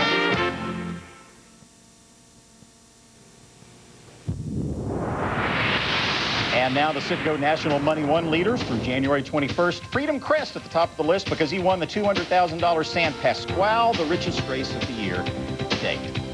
We now return to thoroughbred racing and to Santa Anita for yet another Grade 2 stakes last weekend. This one for older grass horses, the San Marcos Stakes over 1.25 miles. And it was the chosen race for 5-year-old Bien Amado to make his 2001 debut for trainer Paco Gonzalez. As we pick up the action, Bien Amado is uncharacteristically on the lead in the yellow. Now it's a 3-furlong sprint for home. Bien Amado down at the rail. Northern Quest as his danger on the outside. These two turn for home together. Kerry Gold in the red cap's got run in him if he can find somewhere to go. Homeward bound in the San Marcos, and Bien Amado's opening up again. Northern Quest trying to go with him. Kerry Gold is in 3rd, but Bien Amado is just exuding class. And Bien Amado and Chris McCarron take the San Marcos. Kerry Gold 2nd. A great call by Trevor Denman and a headsy ride by, who else? Chris McCarron to guide Bien Amado to an unpressured victory after slow fractions. It was McCarron's 6th stakes win of the Santa Anita meet and his 3rd of the weekend. Bien Amado's making a nice living out of winning the same races that his sire Bien won. First the Sunset, then the Hollywood Turf Cup, and now the San Marcos. Bien Amado might head to Dubai this spring for one of their big grass races. We're going to slip one more Santa Anita race in here, and it's a nice one. The El Encino Stakes at 1.16 miles was a rematch between top 4-year-old fillies, Spain and Chiluki. But here's the match race we've been waiting for now. Chaluki versus Spain. Right now, Chaluki has the advantage. She's a length and a bit in front. Spain is coming under a hard ride in second. Chaluki sticks her neck out, pins her ears, and goes tenaciously for the wire. Spain is plugging away, but not making any impression. And Chaluki will take the El Encino. Chaluki, an impressive winner. Spain second. Queenie Bell was third. This was the first time in Chaluki's 16-race career that she wasn't the favorite, and she whips Breeders' Cup Distaff winner Spain by 2.5. Four-horse field, so no show betting. Queenie Bell, a good effort for third. Chaluki's victory generally credited to the slow fractions she set under Gary Stevens. And it was a busy weekend for winning owner Bob McNair. He introduced Dom Capers as the first head coach for his new NFL team, the Houston Texans, and his racing franchise scored a win with Chaluki. And speaking of Houston, we now take you to Sam Houston Race Park for Saturday night's Max Sam Gold Cup Handicap, one of the biggest races at that track. Last year's winner, Alan Zoop, was the 3-2 favorite. He edged Veloxy last year, but oops, this time Veloxy, look at him go. He motors past Alan Zoop, goes on to win the Max Sam by 6 widening lengths. The winning jockey, Steve Bork, rebridled a distant third. Veloxy got away at a nice price, 5-1 odds. Before last year's Max Sam, Veloxy had won the Louisiana Champions Day Classic and had run in the Alliance Handicap, the Shish Kebab Handicap, the Evangeline Mile, and an allowance at Louisiana Downs. This time, the same schedule. Hey, if it works, why change it? 5-year-old gelding Veloxy has now won $423,000 in his career with 3 stakes victories and 11 stakes placements. For up-to-date racing information, go to ESPN.com. You'll find breaking news, video, and exclusive columns. Type in ESPN.com and click on horse racing. Heating and Cooling built its reputation on quality and Triangle Tech. The company survives on its reputation. In order to do that, I need top quality people, and I can get them from Triangle Tech. It all comes into play, the everyday use of the training that I've received at Triangle Tech. When I need somebody I can depend on, I get Triangle Tech people. They perform. Triangle Tech graduates are hired for important jobs because when it comes to refrigeration, heating, and air conditioning, no one trains you like Triangle Tech. Do you remember the last time your agent reviewed your automobile, homeowners, personal umbrella, life, and medical insurance? Here at Spodak Insurance, we review your policy annually. Spodak Insurance knows our company's insurance needs. With prompt service and flexible hours, they are quick to serve 7 days a week. For 37 years, as our company has grown and changed, Spodak Insurance has kept us aware of our changing needs. For great coverage and service, call Spodak Insurance. Speak to a person, not voicemail. Spodak Insurance, a full-service agency. We're always doing contests for the fans, and just recently, a couple of guys won a chance to be in a Sports Center commercial. Whoa, I thought this room was empty. Maybe not the world's greatest commercial, but for them, I think it was a dream come true. This ESPN presentation of Racehorse Digest is brought to you by Citgo, and you're looking at Heritage Place in Oklahoma City.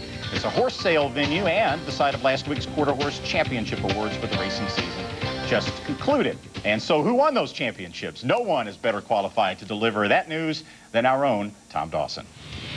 Well, it may be a little chilly here in Oklahoma City, but there will be a warm feeling for the winners of the Quarter Horse Championship titles. And for the year 2000, the contenders are a diverse group. They include a millionaire who was purchased for just $15,000, a couple of older geldings who went through the entire year unbeaten, and a champion colt who not only has a great trainer, he's got a pretty good chiropractor, too. Here's a complete look at the best of quarter horse racing. The leader of a very competitive 2-year-old division was the champion colt, Isa Special.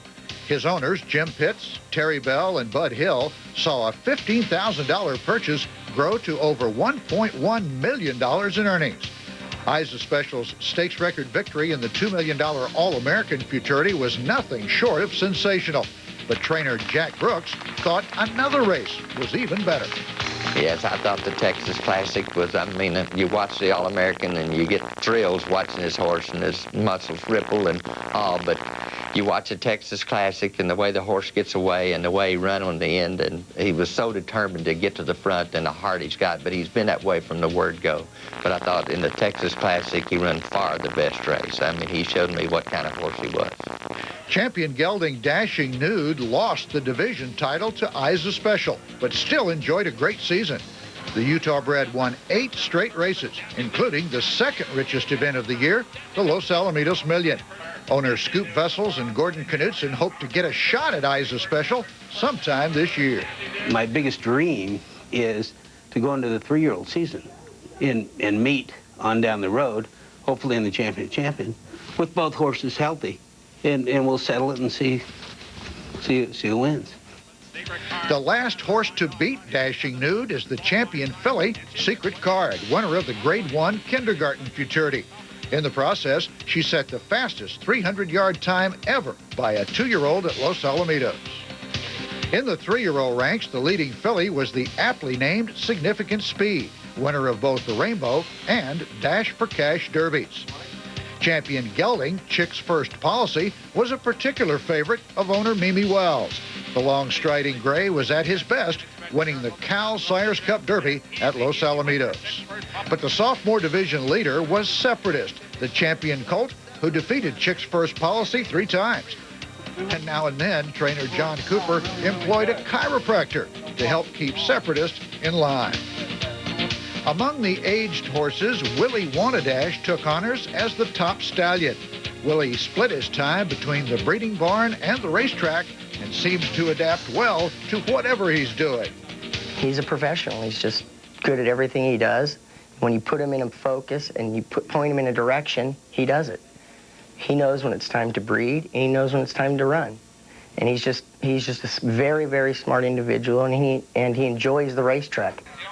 Champion mare Delish is a repeater, having also won an AQHA title as a 2-year-old. Delish finished the year strongly, winning the Grade 1 Go Man Go and finishing second in the Champion of Champions. The year 2000 distance champion Sign of Lanty was the picture of perfection. All he did was win 8 straight races at 870 yards, including the marathon handicap carrying 130 pounds. Sign of Lanty joined Separatist as a champion for owners Jackie and Rod McPherson and trainer John Cooper. Moving now to the People Awards, with Ed Allred winning the titles of champion breeder and owner. This marks the 4th time he has swept both awards. Allred was helped in the breeding endeavor by his mare Separate Ways, named Broodmare of the Year. 46-year-old Jackie Martin earned his first champion jockey title, despite the fact that he is the game's all-time leading earner. The highlight was extending his own All-American Futurity record to 7, but Martin also accounted for 3 other Grade 1 Futurities and led the nation in earnings. Easily the most emotional announcement was for champion trainer Steve Van Beber, who died suddenly last December. Van Beber's wife Janet accepted the honor and spoke of the future. Yes, we're going to continue on, and I'd like to say I appreciate this recognition of Steve. I'm proud of my husband for his accomplishments in our industry, and I appreciate the support that Van Beber Racing Team continues as all of us continue with the stable. Thank you very much. I'm sure we all join in wishing you good luck in carrying on the Van Beber tradition. The biggest winner of them all was A. Ransom, who was named world champion. The 4-year-old also took down honors as champion aged gelding and aged horse. His coronation was the Champion of Champions, where he convincingly defeated several other division leaders. Owners John and Kathy Bobenreath and jockey Carlos Batista could celebrate what had been accomplished, reaching the top in quarter horse racing. Now, they were favored to win, but A. Ransom's connections were no less excited when his title was announced. Oh my gosh, it's unbelievable. Totally unbelievable. It's still like a dream. Did it really happen? That was tonight. A. Ransom's perfect 5-for-5 campaign was no accident. It was a carefully orchestrated plan carried out by trainer Connie Hall. I had Ransom for several years, and we always thought he was really a nice horse, but he just was always fooled on us early. Like, his energy goes quickly, so by holding him in the highest regard and just using him selectively, it worked out. And don't be surprised if a similar program is devised for A. Ransom to defend his title in 2001. Thanks, Tom. And a couple of those champions have gone back to work. Sign of Lanty has already won again, and last weekend's Charger Bar handicap featured the two best 3-year-old fillies from last year, Significant Speed and Corona Cool. Don't adjust your sets. This is Los Alamitos, temporarily forced into an afternoon mode due to the California electricity shortage. Post 9 is Significant Speed. Post 3, Corona Cool. And here's what happened. And away they go on the Charger Bar handicap, and a perfect start for Corona Cool. Flair for Toby came away well. Significant Speed got off poorly. Big on Charm also begins to close in as Corona Cool and Sam Thompson. They're looking strong with Flair for Toby. Big on Charm's running a huge one for G.R. Carter. And here comes Big on Charm after Corona Cool. Corona Cool digs in and holds on to beat Big on Charm. Flair for Toby third in the Charger Bar handicap.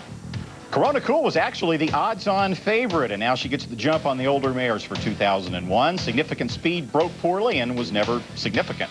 You saw some bumping. Fireball Philly disqualified from 6th to 9th for interference. Corona Cool was a champion at 2 for owner Dan Lucas and trainer Donna MacArthur. Now she'll try to do what Delish did, win a championship at 2 and at 4. There you see jockey Sam Thompson, the regular rider for Corona Cool. For more information on the Racing American Quarter Horse, the AQHA has provided a toll-free number, 1-800-414-RIDE. We know what you're hungry for. It's that one-of-a-kind taste of Long John Silver's at an incredible value. Come in now for the new 21-piece Crunchy Shrimp Basket Combo for a deal and a taste that only Long John Silver's can deliver. That's 21 mouth-watering crunchy shrimp, piping hot hush puppies, our great new fries, and an ice cold drink, now for just $2.99. The new 21-piece Crunchy Shrimp Basket Combo, only at Long John Silver's. Turn on to the tradition, come and feel the good times roll. We've been around this track a time or two. It's our 3rd century of racing at the fairgrounds. Our 129th season of live thoroughbred action runs through March 26th. Join us all season long at the fairgrounds. The rhythm keeps on racing like it always has. And all that jazz. Oh, that's good. See my new friend Simon. Digital camera. Could have bought it online for $369, $349, or $329. $329? Where? Log on to My Simon and compare the best prices from around the web. Hey, cashmere sweater, $188. I know a place that sells it for $98. You're kidding. MySimon.com. People have a right to know. Hey, flea collar, $4.99. We're all one family, one team, a football team. Driving down Soldier Field with, 1:13 left on the clock. 1 minute, 13 seconds left on the clock. And no timeouts left. No timeouts left because the coach has stupidly used them all up. Football fans can find anything they need at Chicago's Electra Electronics, provided they have Visa. Because if you try to use American Express... And we score! You don't have a prayer. Yeah! Visa, it's everywhere NFL fans want to be. Atop the Citgo owner board is Richard Englander of Scarsdale, New York. A busy man already. 95 starters and 20 winners. He races coast to coast, but a lot of his horses trained by Scott Lake, who's off to a hot start himself. And a reminder, next week's Racehorse Digest returns to its regular Wednesday time slot. Catch the first showing Wednesday, Jan 30 at 1 p.m. Eastern. As we return to thoroughbreds now, we revisit the new 3-year-olds at Gulfstream Park for the $100,000 Holy Bull Stakes, once taken by Gopher Jen. Macho Uno and other top prospects are sitting this one out, so the 2-to-1 favorite is Master Planner, a son of A.P. Indy. At 3-to-1 was Song and a Prayer, co-owned by former basketball star Bobby Hurley. It was a fast pace. Song and a Prayer is on the lead, and here's the call. A quarter of a mile from home in the Holy Bull. Song and a Prayer tries to re-rally. Master Planner up into third. CD moves through inside of him, and they head for home. It's Buckle Down Ben in front. Song and a Prayer races in second. Ghostly Prize up the rail to the inside. Radical Riley is passing horses down at the rail. Here comes Radical Riley. CD to the outside. Buckle Down Ben between horses. Radical Riley at the rail. A 3-horse thriller in the Holy Bull. Radical Riley's at the rail to the inside. CD, Radical Riley. If you start with a suicidal speed duel, blend in rain, and an off track, you have a recipe for a radical upset. A Radical Riley upset at odds of 15-1.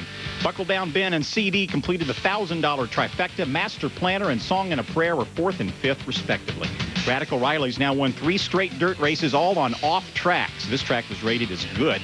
And there's winning jockey Eduardo Nunez. He went down heavily in a spill Friday. X-rays of his right knee were negative, so he limped to the track Saturday for one of his biggest wins. Saturday's rain caused the next day's Gulfstream feature to be moved off the grass. Thus, the Here Comes the Bride Stakes was run at 1 1/16 on dirt. All the while, it's Mystic Lady who rolls along. She's in front by 2 lengths. Ruff and Sarah's Success have made their runs. Now Open Minded comes through, and here comes Open Minded. She's going to make a full challenge to Mystic Lady. Silver Jordan is 5th, and they head for home in the Here Comes the Bride. Open Minded on the attack. Mystic Lady all out down at the rail, and these two throw it down for the final 1/8 of a mile. Mystic Lady has turned them all away. To the outside, Open Minded, and she can't get her either. Mystic Lady in front. Open Minded took a failed run at the lead. Mystic Lady, yes! In the race for 3-year-old fillies, Mystic Lady and jockey Jerry Bailey stay clear for a hard-earned length and 3/4 victory over Open Minded, with Ruff 3rd. The daughter of Thunder Gulch has won twice on turf, but most recently she won a stakes at Calder by 13.5 in the slop. So the change of surface posed no dilemma for Mystic Lady. She's owned by Lee Lewis of Lubbock, Texas, and trained by Mark Hennig. Now Hennig has options for his switch-hitting filly, although he still thinks she's a little better on the grass. Finally, a political quiz. What do Al Gore and Val Hall have in common? Both were recent losers in the Supreme Court. Val Hall's controversial 1999 DQ in the Arkansas Derby was just upheld in the Arkansas court, so watch what he does about it Sunday at the fairgrounds. That's him in the blue, storming past leader Frazie's Folly. Val Hall gets his first official stakes victory in the Diplomat Way handicap. That's right, now a 5-year-old gelding, Val Hall is a stakes winner, ridden by Donnie Mesh and still trained by Dallas Keene. Frazie's Folly 2nd, Miners Prize 3rd. Val Hall was originally a $30,000 purchase. Now he's earned about $200,000. But when you factor in the legal bills, the bottom line probably isn't quite as impressive. But it's nice to see Val Hall make headlines for the right reasons. And this victory should be Val Hall's to keep. And there's Donnie Mesh and trainer Dallas Keene. Back with more on the Digest. The very best in gaming, racing, and entertainment is waiting for you at Mountaineer Racetrack and Gaming Resort in Chester, West Virginia. Hi, I'm Ted Arno, inviting you to enjoy all the fun, excitement, and world-class entertainment Mountaineer has to offer. Live and simulcast racing from around the country, your favorite games, nationally known performers, and our resort 18-hole golf course.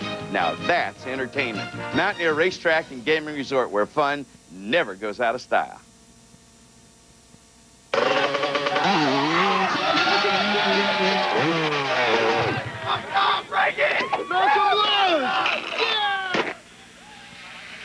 The Winter X Games presented by Volkswagen. Coverage begins February 2nd on ESPN. Why are the words, "Hey, is that your new car?" followed by that person feeling the need to go up and touch it? I mean, if I introduced you to my new girlfriend, would you say hi and start rubbing her head? Volkswagen owners really love their cars. That's why we're not surprised the new Beetle was ranked the most appealing car in its class by J.D. Power and Associates. Hey, no touchy.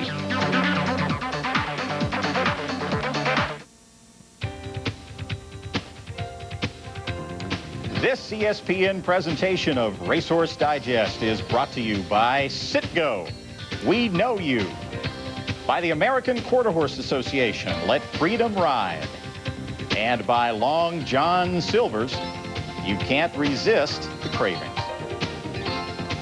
Statistical information provided courtesy of the Equibase Corporation. For all your racing statistics, go to equibase.com. In the biggest thoroughbred news of the year so far, Maverick businessman and racetrack owner Frank Stronach has rejoined the ranks of the National Thoroughbred Racing Association. That happened last week after a 3-month dispute. The agreement also affects our Racing to the Kentucky Derby series here on ESPN. It clears the way for coverage of the Santa Anita Derby. In an agreement reached yesterday, ESPN will telecast the Santa Anita Derby April 7th live from 5 to 6 Eastern, 2 to 3 Pacific, along with the Lone Star Derby and the Illinois Derby. Speaking of Santa Anita, we'll be there Feb 3 for a special edition of Today at the Races featuring the Strube Stakes live, hopefully with Tiz Now. And also don't forget live coverage, or tape coverage rather, of the Eclipse Awards. That will happen on ESPN2 Feb 4th. at 4 p.m. Eastern. Coming up next on GMC's America's Horse, continuing coverage of the 39th NCHA Futurity Championship, Fort Worth, Texas. And this is Millennium Wind. He's now 2 for 3 lifetime. The half-brother to Charismatic won impressively in the Santa Catalina at Santa Anita. That's it for Racehorse Digest. Thanks for watching. This has been a presentation of ESPN, the worldwide leader in sports.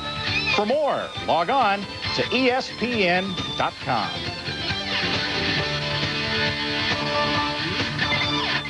It's all next on the Racehorse Digest.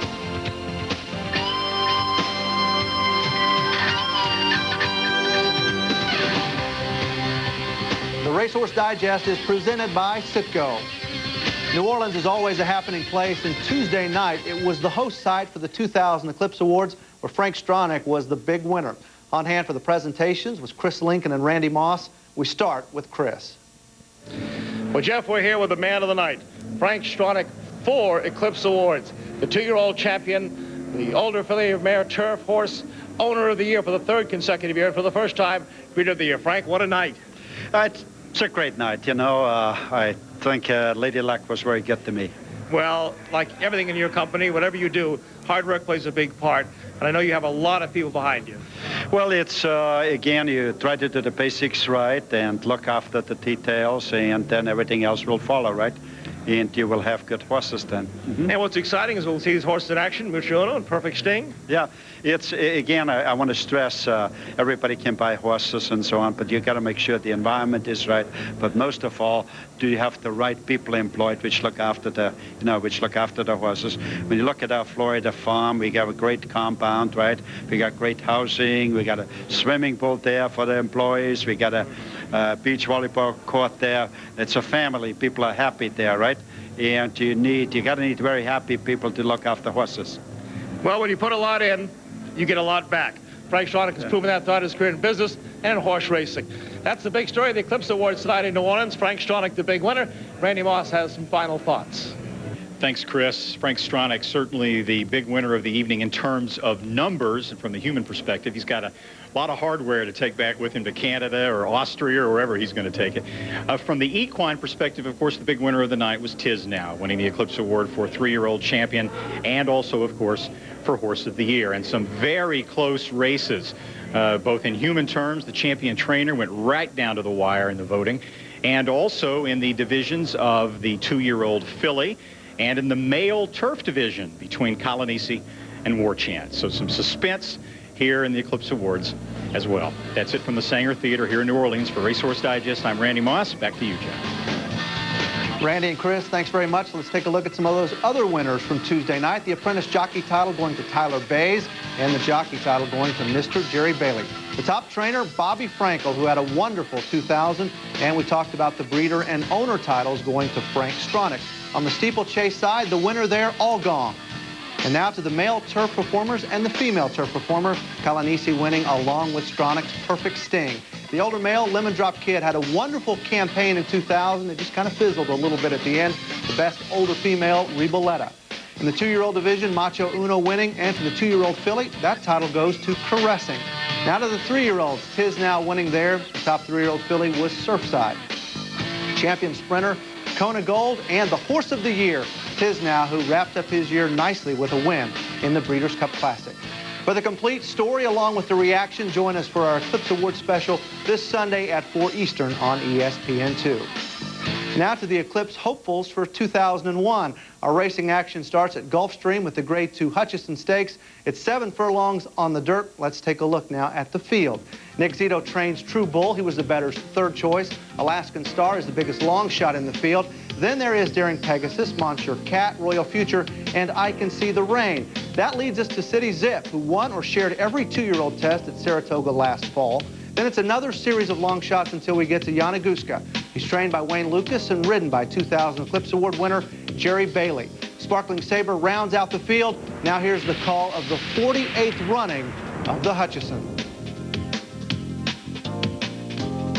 Yanaguska and Jerry Bailey smoothly take command. Bailey is sitting motionless on Yanaguska, and he takes command in the 48th Hutchison Stakes and comes roaring off the top of the turn. Yanaguska to mid-stretch, now by 4. To the outside, City Zip begins to run after him. True Bull is backed out of it, but it's Yanaguska 16th out, and he's 3 lengths in front of City Zip, who is closing but running out of ground. Yanaguska, City Zip, these two again together. Yanaguska! Yanaguska and City Zip renew their rivalry from 2000. The two dead heated for first in the Grade 1 hopeful at Saratoga last September. This time it's Yanaguska who gets the win. The son of Cherokee Run is owned by Michael Tabor. He came with a $1.9 million price tag. So far he has returned $333,000. Wayne Lucas, the winning trainer. Jerry Bailey was the winning rider. According to the connections, Yanaguska is not headed down the Kentucky Derby road. They say they'd like to keep him in that 6 to 7 furlong range. On Sunday at Gulfstream, the ladies took over the spotlight in the Forward Gal Stakes. A Grade 3 for 3-year-old fillies. It was also a distance of 7 furlongs on the main track. Just 5 went to the post. Here's the call. Thunderbirdie comes under a ride. She is now 3.5 from the front. Then comes Halo Reality, and Platinum Tiara is languishing at the back of the pack. No response with a crack of the right-handed whip, and Gold Mover comes off the top of the turn, and she is gone. Gold Mover comes to mid-stretch and builds up a 4-length lead. It'll be more than that at the wire if Bailey wants. Hazino going to try to hold Thunderbirdie off for second in the Forward Gal, but Gold Mover has dominated, and she is hand-ridden to a 6-length win. Gold Mover in front. Gold Mover makes it look easy coming down the stretch and claims her second stakes race of the new year. Longshot Hazino held on for second, followed by Thunderbirdie. Platinum Tiara, who finished second in the Breeders' Cup Juvenile Fillies, was eased at the wire and finished last. Gold Mover is a daughter of Gold Fever. She was 4 of 6 as a 2-year-old and picked up another $133,000 here. Jerry Bailey was the hero of the weekend at Gulfstream, winning both the Hutchison and the Forward Gal Stakes. And the Grade 3 Saban handicap for fillies and mares 3 and up, traveling 1 1/16 on the dirt, was also on the Saturday card at Gulfstream. It featured a powerful trio of jockeys, Jorge Chavez, Pat Day, and Jerry Bailey, and they would finish 1, 2, 3. Castlebrook set the early pace, but could not hold off the closers. DeBerti, who was once raced for a $50,000 claiming tag, took charge just inside the 8th pole and could not be caught. The daughter of De Niro has won 5 of 15 lifetime and now has career earnings of just over $200,000. Bernie Flint does the conditioning. Jorge Chavez was the pilot, and all the profits go to owners Richard Bertram and Elaine Klein. ESPN's presentation of the Racehorse Digest is brought to you by Citgo, we know you. By Long John Silver's, you can't resist the cravings. By Visa, it's everywhere you want to be. And by the National Thoroughbred Racing Association, go, baby, go.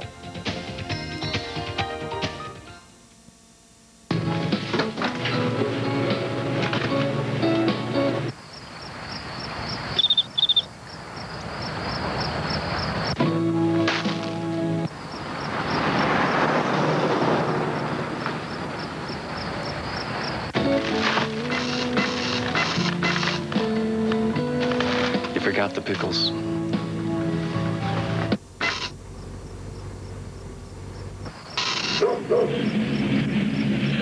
1,200 pounds of pure horsepower.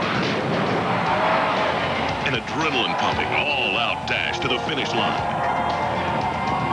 Owning a racing American quarter horse is like having your very own high-powered dragster. Let the American Quarter Horse Association show you how easy it is to get started. Call us at 1-800-414-RIDE or visit AQHA.com. Then call your friends and invite them to join you in the winner's circle. What is Nicorette? Nicotine replacement gum. It helps you stop smoking cigarettes, but you don't chew it like regular gum. You bite Nicorette until it tingles. Then you hold it between your cheek and your gum. And you get a lower level of nicotine to help you fight your cravings. And as your cravings get fewer and fewer, you use less and less and less Nicorette until you use none. And none is a wonderful number. Nicorette gum helps you fight your cravings, your habit, your way. You can do it. Nicorette can help. There's a stretch of avenue through this city that is made of concrete, neon, and poetry that is populated by ticket takers, ushers, actors, and by the strange, the lonely, and the beautiful. And there's one night a year when every note, every detail is celebrated. The 2001 Tony Awards. Save your applause. Bring your Visa card. The only card accepted at the 2001 Tony Awards.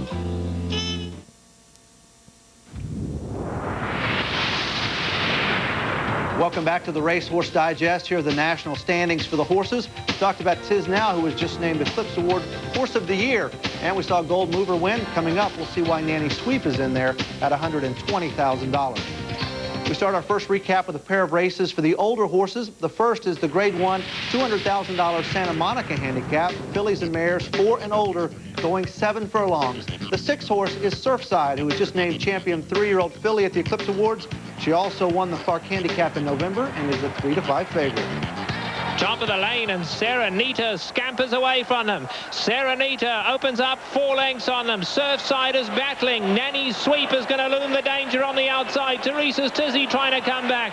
Serenita clear, but Nanny Sweep is catching stride for stride down the center of the track. Serenita, Nanny Sweep.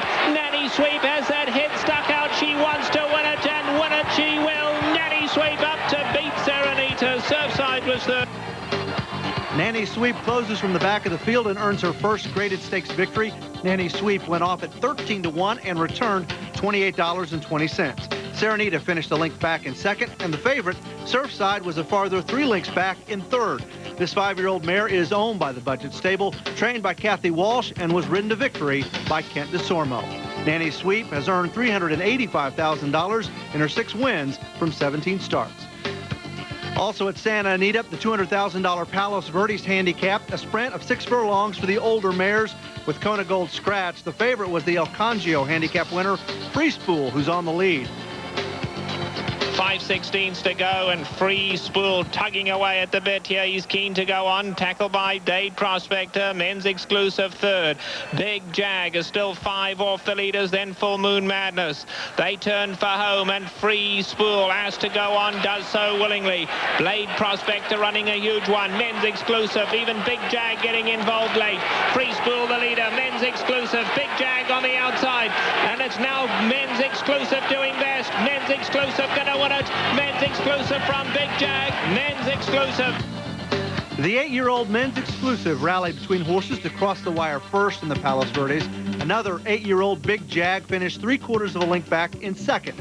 Both horses used this race as a prep for the $2 million Golden Shasheen Sprint in Dubai. The winner, Men's Exclusive, is owned by H.E. Reed and trained by Wesley Ward. Men's Exclusive covered the 6 furlongs in a time of 1:08 1/5, the fastest of the meet so far. And a quick look at another race for 4-year-olds and older at Turfway Park in Florence, Kentucky. This is the $50,000 Forego Stakes at 6.5 furlongs. Coming down to the wire, it is primarily a 2-horse race with the Co-6-5 favorites, the 4-horse Sold to Wall Street on the inside, and the number 2 horse Willowbrook Lane on the outside. Battling it out with Sold to Wall Street finishing 3/4 of a length in front of Willowbrook Lane. Mr. Cody finished 7 lengths behind the leaders in third. This 5-year-old returned $4.40 for the win. Sold to Wall Street, a $16,000 Keeneland sales grad, is trained by Bernie Flint and was ridden to victory by Chris Prather. He has won 9 races in 22 starts, earning $235,000. The final time, 1:18 flat. And just a reminder, to find the latest and the hottest news in thoroughbred racing, go to ESPN.com and click on horse racing.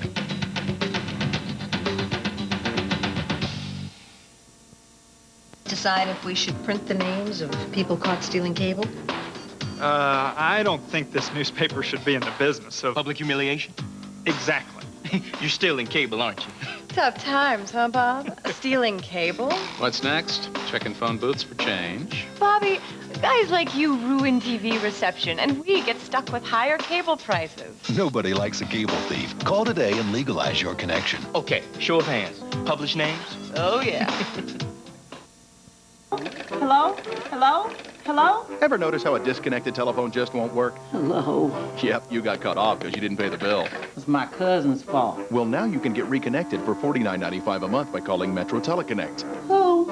Metro Teleconnect, where there's no credit check, no deposit, and you don't have to pay your old phone bill off. You lying. Nope, so call 1-800-695-6955 and get reconnected for $49.95. Then, keep your cousin off the phone. Mm-hmm.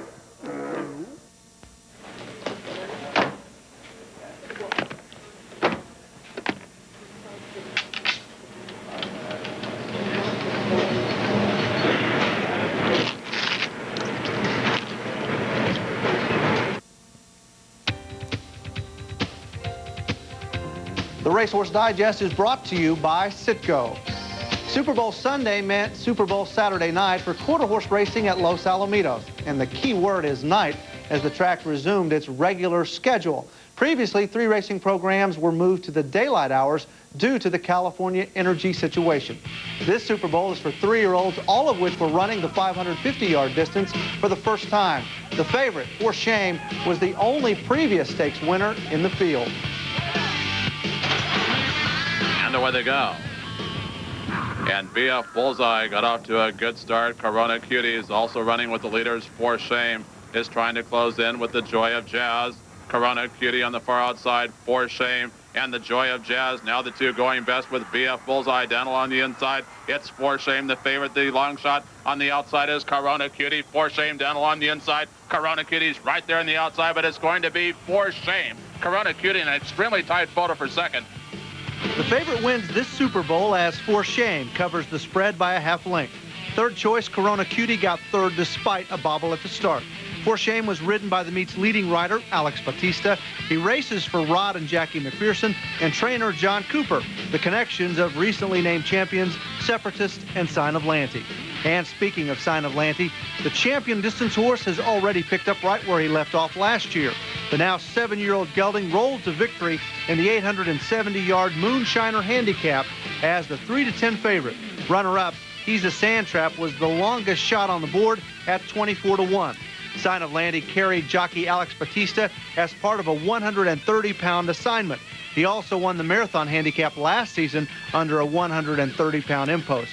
Sign of Lanty's win streak now stands at 10, dating all the way back to his final start of 1999. At Sunland Park, the distance was much shorter, just 300 yards, but there were more takers. A full field of 10 in the Sunland Express, headed by the entry of Southern Buduino and Dash for Papa. And away they race. Leading Diva stumble but began fairly fast. GCH by all means magic in front with Southern Bedouino down the centre. Star Split to the inside and Dash for Papa the extreme outside. Southern Bedouino streaks to the front from GCH by all means magic and Dash for Papa. Southern Bedouino easily. Southern Beduino leads stablemate Dash for Papa to the wire to take the Sunland Express. The victory was the 12th in 22 lifetime starts for the Gray Gelding, who figures to be a force in the New Mexico older division this year. Both Dash for Papa and Southern Beduino are owned by SMS Racing. That's the same partnership which recently lost a very close vote for Quarter Horse Owner of the Year. Tony Sadeo trains for SMS with Juan Vasquez providing the winning ride. For more information on racing American Quarter Horse activities in your area, call 1-800-414-RIDE.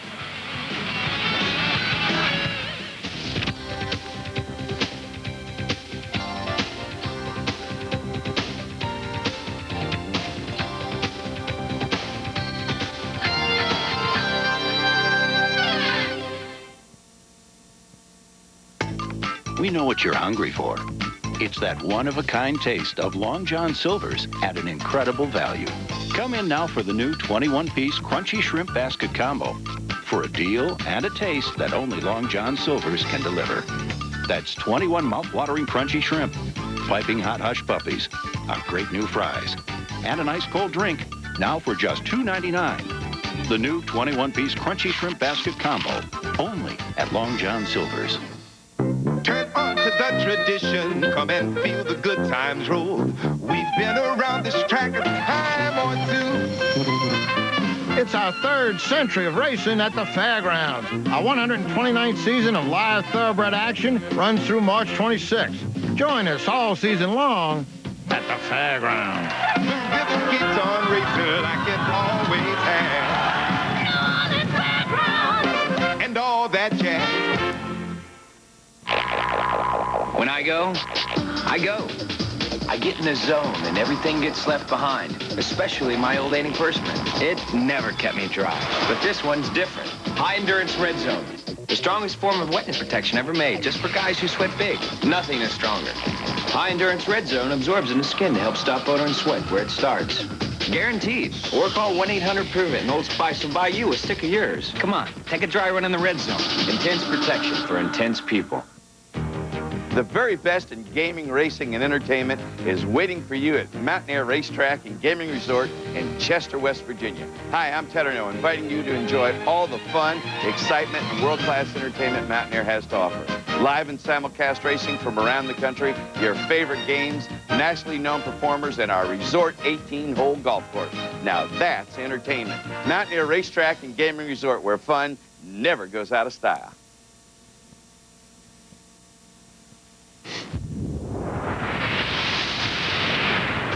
Welcome back to the Racehorse Digest. Our Citgo national standings for the jockeys. Aaron Grider, the only one so far over the $1 million mark. Pete Pinkai Jr. not too far behind. Jerry Bailey, fresh off winning an Eclipse Award, and Kent DeStormo also in there at $844,000. Well, it's a very busy weekend in racing. You'll want to join us next week on the Racehorse Digest. Tis now Albert the Great and Captain Steve all scheduled to race this weekend. You can catch the highlights next Wednesday starting at 1 Eastern. More three-year-old action now from this past weekend. This time it's New York at Aqueduct, where Sunday they ran the $75,000 Palmonic Handicap at 6 furlongs on the inner track. On the lead is the second betting choice, Lexicon, at 2-1, with the favorite, Say Florida Sandy, ready to drive for home. At the quarter pole, Lexicon with a 3-length lead. Say Florida Sandy now moving into second. Kashatreya down on the inside. And then it's Bobby's Buckaroo. It's Lexicon in front inside the 8th pole. Lexicon by 2.5 lengths. Say Florida Sandy in second. They're inside the 16th pole. And Lexicon will win the Palmonic Handicap wire to wire. Lexicon led every step of the way under jockey Aaron Grider. Lexicon, a 6-year-old son of Conquistador Cielo, paid $6.50 for the win. Owned by Jerome Moss and trained by Richard Mandela, Lexicon has earned $722,000 from 10 victories in 30 starts. Lexicon won only 2 races last year, racing against the likes of Kona Gold and other California sprinters. Lexicon will stay at Aqueduct for the Grade 3 $100,000 Bold Ruler Stakes in April. On Sunday at Aqueduct, the 3-year-old fillies went in the $75,000 Busanda Stakes at 1 mile and 70 yards.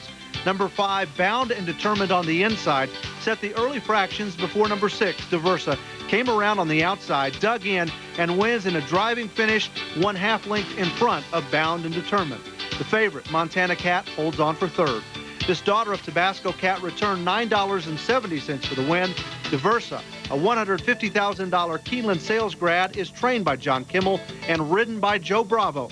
Diversa has only run out of the money once in 5 starts and has earned $86,000. There's the winner. She was bred by Calumet Farm. And now to the fairgrounds where the 3-year-olds were running in the $100,000 LeCompte Stakes going 1 mile. Keep an eye on the 6th horse, Sam Lord's Castle in the blue and yellow silks, who is currently making a move from 3rd place and headed for home. At the top of the stretch now, Wild hits Sam Lord's Castle. Up on the outside is next McMahon. There in 3rd. Then comes Horrible Evening. Now to the 16th pole. It's Sam Lord's Castle. Wild hits on the inside. Sam Lord's Castle will win the LeCompte. Sam Lord's Castle, a Carson City colt bred to sprint, wins the LeCompte Stakes, his first route race. Owned by Eugene Melnick and trained by Josie Carroll, Sam Lord's Castle is a $32,000 Keeneland sales grad. Ridden to victory by jockey Robbie Alvarado, he returned $12.60 for the win. Sam Lord's Castle has won 3 of 5 career starts with earnings of just over $170,000. Sam Lord's Castle will stay in Louisiana for the Louisiana Derby on March 11th. And finally from the fairgrounds, the $100,000 Tiffany Last Stakes for the 3-year-old fillies going 1 mile. The favorite, number 7, Wood Sprite, stumbled at the gate and followed in the back of the pack in the early goings. She then rallied 4 wide in the clubhouse turn to take the lead at the 8th pole. Wood Sprite wins by a half length over Morning Sun, with Curve Ahead filling in the show spot. Wood Sprite, a daughter of Woodman, is owned by Shortleaf Stable and trained by David Carroll. Larry Melancon was in the irons. Wood Sprite has finished out of the money only once and has earned $93,000. She will remain at the fairgrounds for the Grade 2 Fairgrounds Oaks on March 10th.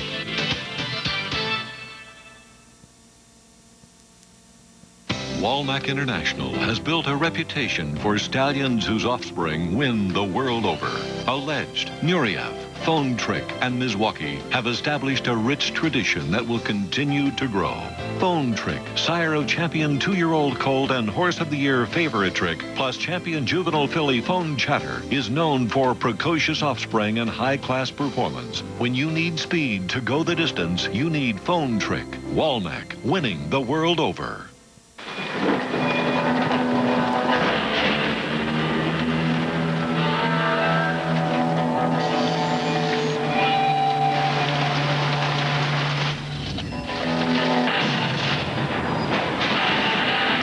Could be a lot closer than you think. Comprehensive flood insurance. Talk to your agent or call 1-888-FLOOD-ALERT.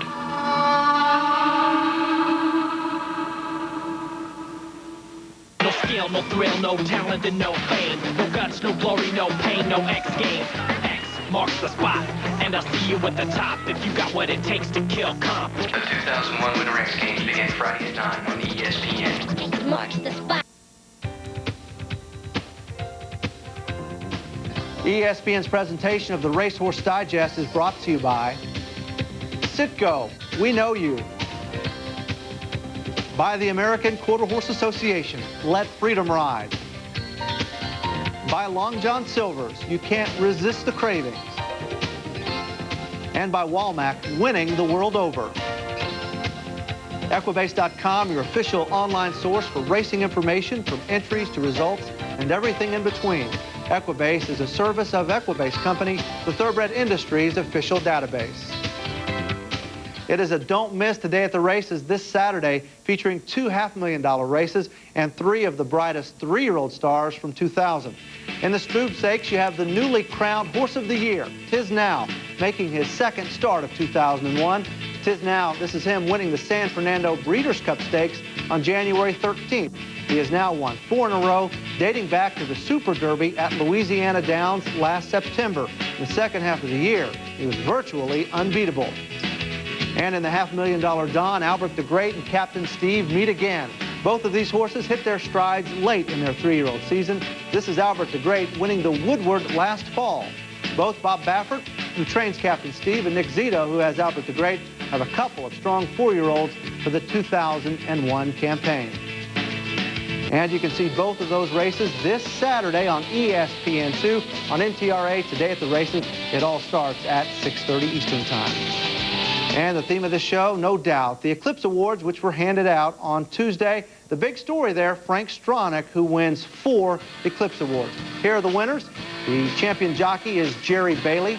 The champion trainer was Bobby Frankel. You can see Frank Stronach there winning the champion breeder and owner. Our steeplechase winner, All Gong.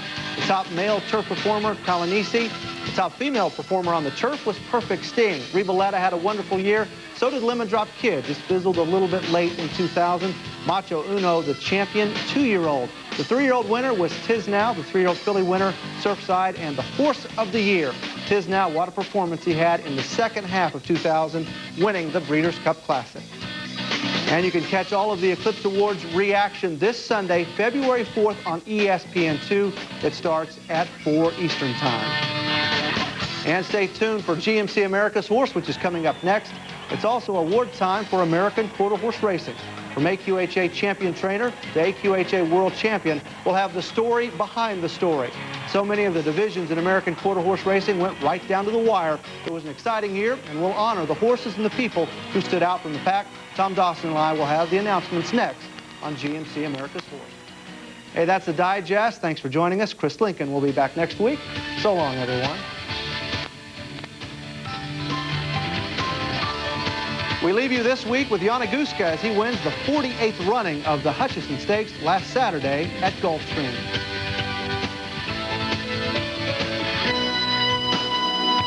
This has been a presentation of ESPN, the worldwide leader in sports. For more, log on to ESPN.com.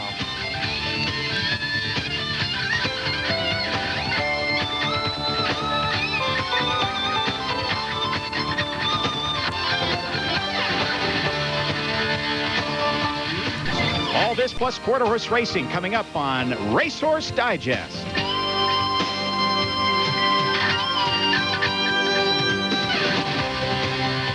Racehorse Digest is presented by Citgo, and 3 of our featured races today come from right here, the great race place, the house that Frank bought, Santa Anita Park in Arcadia, California.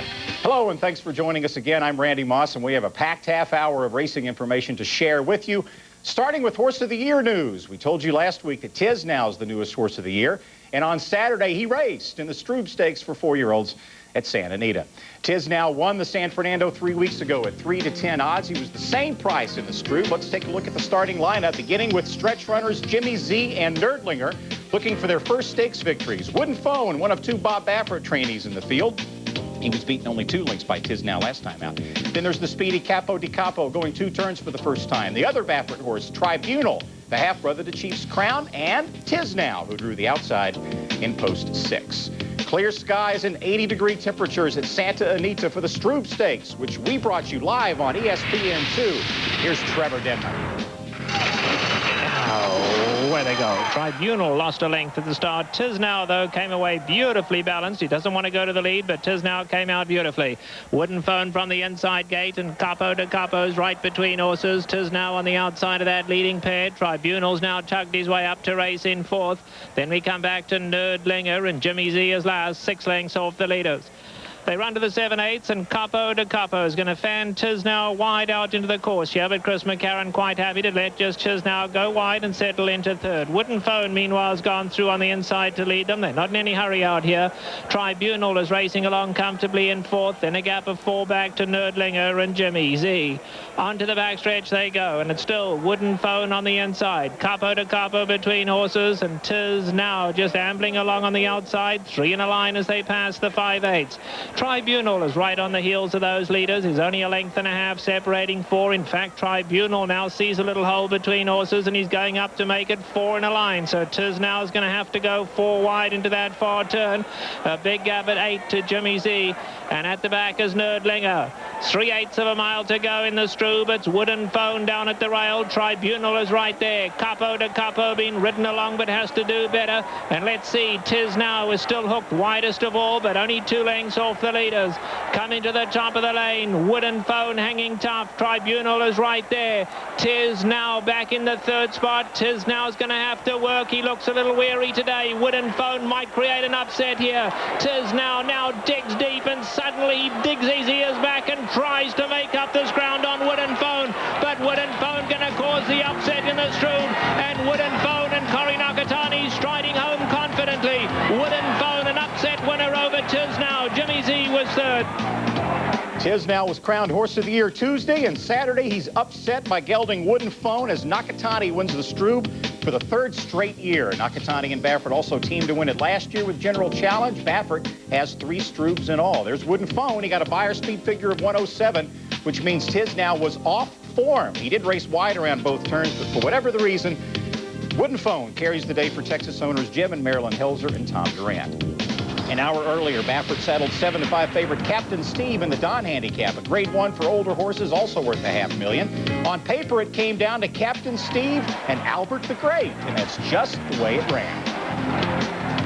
Captain Steve gets away. Jerry Bailey is still sitting with an armful, but he'll have to go now because here comes Albert the Great, and he's on the move from the outside, and the stage is set in the Don Handicap. Captain Steve at the rail and neck in front. Albert the Great gonna test him right down to the wire, and they throw it down for the final furlong. Captain Steve all out. Albert the Great continues to chase, but Captain Steve is 3/4 of a length in front, and Albert the Great can't get by him. The Dawn Handicap goes to Captain Steve.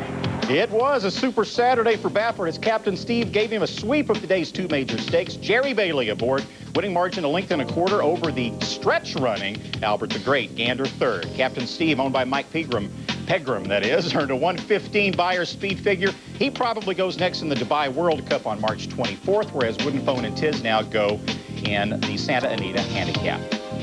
Also at Gulfstream, Sunday's Deputy Minister Handicap pitted older sprinters at 6.5 furlongs.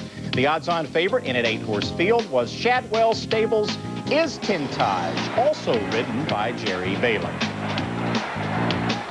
Fantastic finish has put away Silverjet. Here comes Istintaj up into second. Fantastic finish, a quarter of a mile from home and a length and a quarter in front. Istintaj, no excuses for him. Fappy's Notebook and Canfield are next, and they head for home. And here comes the Pocket Rocket. Istintaj, and he's on the move. Istintaj takes over the lead. Fantastic finish, battles at the rail. Fappy's Notebook now 2 from the front. Jerry Bailey goes to work, and Istintaj responds. Fappy's Notebook, Smokin' Pete, and fantastic finish. Can't catch him. Istintaj again.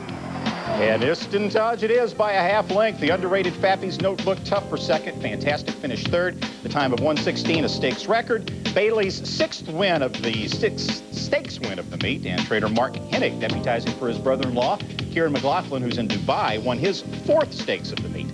Istintaj, a 5-year-old son of Nureyev, is a notoriously temperamental gate horse, but when the gates open, he goes about his business. Sit-Go Racing to the Kentucky Derby will get underway with the Risen Star Stakes on February the 18th, live from New Orleans. Also taped coverage of the Fountain of Youth from the day before. Don't miss it, 5 p.m. Eastern on ESPN2. This presentation of ESPN's Racehorse Digest is brought to you by Sit-Go, we know you. By Visa. It's everywhere you want to be. By Long John Silver's, you can't resist the cravings.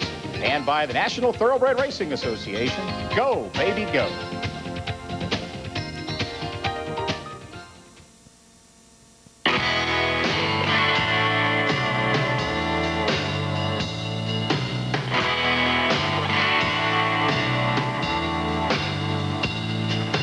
Hey, Jeff. Hi. New season, new sponsor. That's a lot of pressure. Anything else I can get for you?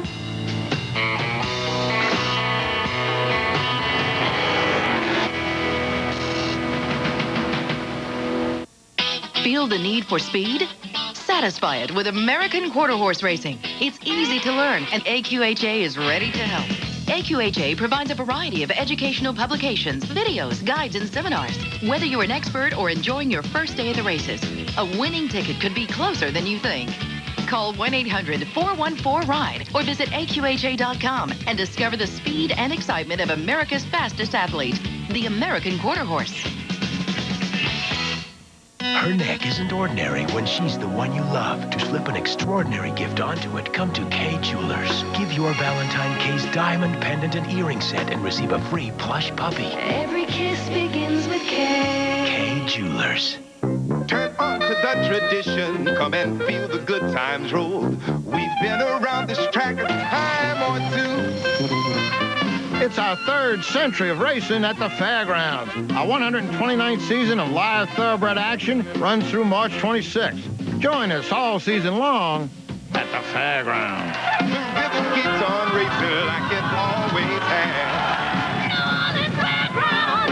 And all that jazz. It's about velocity, aerodynamics, gravity, kinetic energy, friction. It's about sports. It's ESPN Sports Figures. You can score points at school by learning math and physics through the dynamics of sports. ESPN Sports Figures. Put your brain in the game. Atop the Sit-Go National Leaderboard for horses is Wooden Phone, the Stroob winner, followed by Captain Steve and Tiz now. Those horses are 4-year-olds. And as winter progresses into spring, the talk of the sport will turn to 3-year-olds and the Triple Crown Trail. On Sunday, the nomination list for the 2001 Visa Triple Crown was announced, and it broke several records. 439 3-year-olds were nominated, an all-time high. 53 of those came from Europe, more than double that previous record set last year. The upcoming Triple Crown season could be the most international yet. Now we swing back to racing action with the San Vicente, a 7-furlong Grade 2 stakes for 3-year-olds at Santa Anita. It was not a good week for the barn of trainer Daryl Vienna, to say the least. Vienna broke his wrist in a barn accident, and Daily Racing Form reported in its Thursday edition that Laser Sport, the 4-5 favorite in the San Vicente, came out of the race you're about to see with a fractured right knee that will require surgery. Laser Sport was 3 for 3 going into this race. He raced against 4 others, and let's see how he did. Again, with the call, here's Trevor Denman. A quarter of a mile to go in the San Vicente, and it's Laser Sport in front. Early Flyer, white cap on the inside, looking for somewhere to go. Laser Sport's coming home gamely, though, and Laser Sport is finding more. Early Flyer's tough, though. These two going to dispute this one with 1/8 of a mile to go. Laser Sport and Corey Nakatani. Early Flyer and Chris McCarron, they nose and nose. Early Flyer puts his head in front with 50 to go, and Early Flyer and Chris McCarron take the San Vicente and neck to Laser Sport. Early Flyer, beaten by Laser Sport in the San Miguel just 3 weeks ago, turned the tables with a neck victory, the 7th stakes win of the meet for jockey Chris McCarron. Both Early Flyer and Laser Sport are sons of 1992 champion juvenile Gilded Time. Owner Vern Winchell and his longtime trainer Ron McAnally also teams to win the San Vicente about a decade ago with Olympio. The dam of Early Flyer happens to be a half-sister to Olympio, so it was a family affair. The next day at Santa Anita, a competitive field of 8 went in the Grade 2 San Antonio for older horses, a 9-furlong prep for the Santa Anita Handicap. Freedom Crest, the favorite at even money. Louisiana Shipper Guided Tour next to 3-1. Lethal Instrument getting a dream run through at the rail. Moonlight Chargers right there too. Freedom Crest has had to go wide, and Sultry substitute in with a shot. They come to the top of the lane. Guided Tour the leader. Lethal Instrument coming to chuckle him on the inside. Sultry substitute and Moonlight Charger. They come for home. Lethal Instrument at the rail. Guided Tour up alongside on the outside. Guided Tour going the better of the two, and Guided Tour will take the San Antonio. Fairgrounds-based Guided Tour ships west to get the money for owner Morton Fink and partners and trainer Niall O'Callahan. Lethal Instrument second, 66-1 Moonlight Charger third, Freedom Crest faded to last. O'Callahan called Guided Tour not a top horse, but a situational horse, and said Guided Tour probably won't run back in the March 3rd Santa Anita Handicap. And there's a good look at a happy jockey. That's veteran rider Larry Melanson. Next, we go to Aqueduct for the Correction Handicap, a $75,000 6-furlong sprint for fillies and mares. The public bet down the Dick Dutrow Jr. trained stretch-running Slash Cottage to 6-5 favoritism. Here's the call. Field is moving for the top of the stretch. Fickle Fanny, Live Wire Lil. It's Fickle Fanny in front. The half was running 46-3. Live Wire Lil is second, then Super Duper Miss. Folly Dollar, My Dear Abby, Slash Cottage still with a lot to do as they come for the 16th pole, but Slash Cottage is coming on now. Fickle Fanny is in front. Slash Cottage moving to second. Fickle Fanny captures the Correction Handicap by a length. New York-bred Fickle Fanny was the longest shot on the board, but she holds off Slash Cottage under jockey Cornelio Vasquez and pays $47.60. Cornelio was riding her for the first time and sort of stole the race with a slow first quarter. Fickle Fanny is owned by Richard Englander, whose stable is way ahead in the national owner standings in money and races won. Trained by Rich Schosberg, now Fickle Fanny's earned over $328,000 in her career. And in Hot Springs, Arkansas, Oaklawn Park opened its season Friday, February 2nd. Sundays feature the Crabapple Stakes for older horses. Oaklawn, Yellow and Brown Silks running away. Yes, he's back. Owner John Ed Anthony sends out Gatewood to a romping long shot victory under Craig Perrette. That's another long shot, Remington Rock, finishing second. Mr. Ross third. There they are, the favorite Maysville Slew fourth. For more than a decade, Anthony's Loblolly stable dominated Oaklawn racing. He also won classics with Temperance Hill, Prairie Bayou, and Pine Bluff, the sire of Gatewood. Anthony now races under the name of Shortleaf Stable. This was the first stakes win for 5-year-old gelding Gatewood, a Keeneland grad trained by David Carroll. Gatewood, an easy winner of the Crabapple.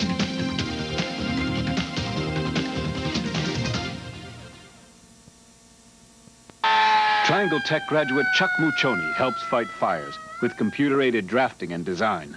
CAD is the main tool that I use to get across to my installers how to install the system. Triangle Tech gave me the background that I needed to produce the drawings on the CAD systems.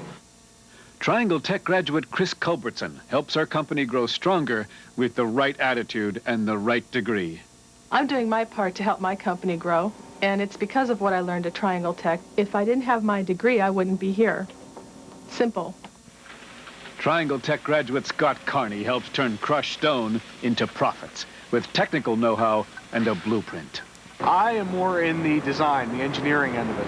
It all started with a basis from Triangle Tech. They gave me the knowledge that I needed to land that ideal job. Triangle Tech graduates are hired to do important jobs because when it comes to computer-aided drafting and design, no one trains you like Triangle Tech. A gritty tale of power and passion. If Brian Leach and the Rangers want to claw their way back into the playoff picture, protecting the puck and they'll have to go through Bure and the Panthers. Every game has a story. Rangers, Panthers, Friday at 8 on ESPN. You are watching Racehorse Digest, brought to you by Citgo. Specifically, you're looking at Sunland Park in Sunland Park, New Mexico, one of several New Mexico tracks experiencing a racing rejuvenation.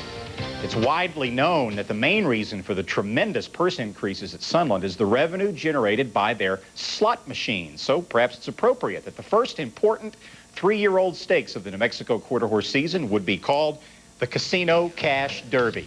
Favored to cash in the $81,000 race was the SMS Racing entry led by 1A, Impromptu Affair. But you know the law of the jungle. It says, watch out for the cheetah.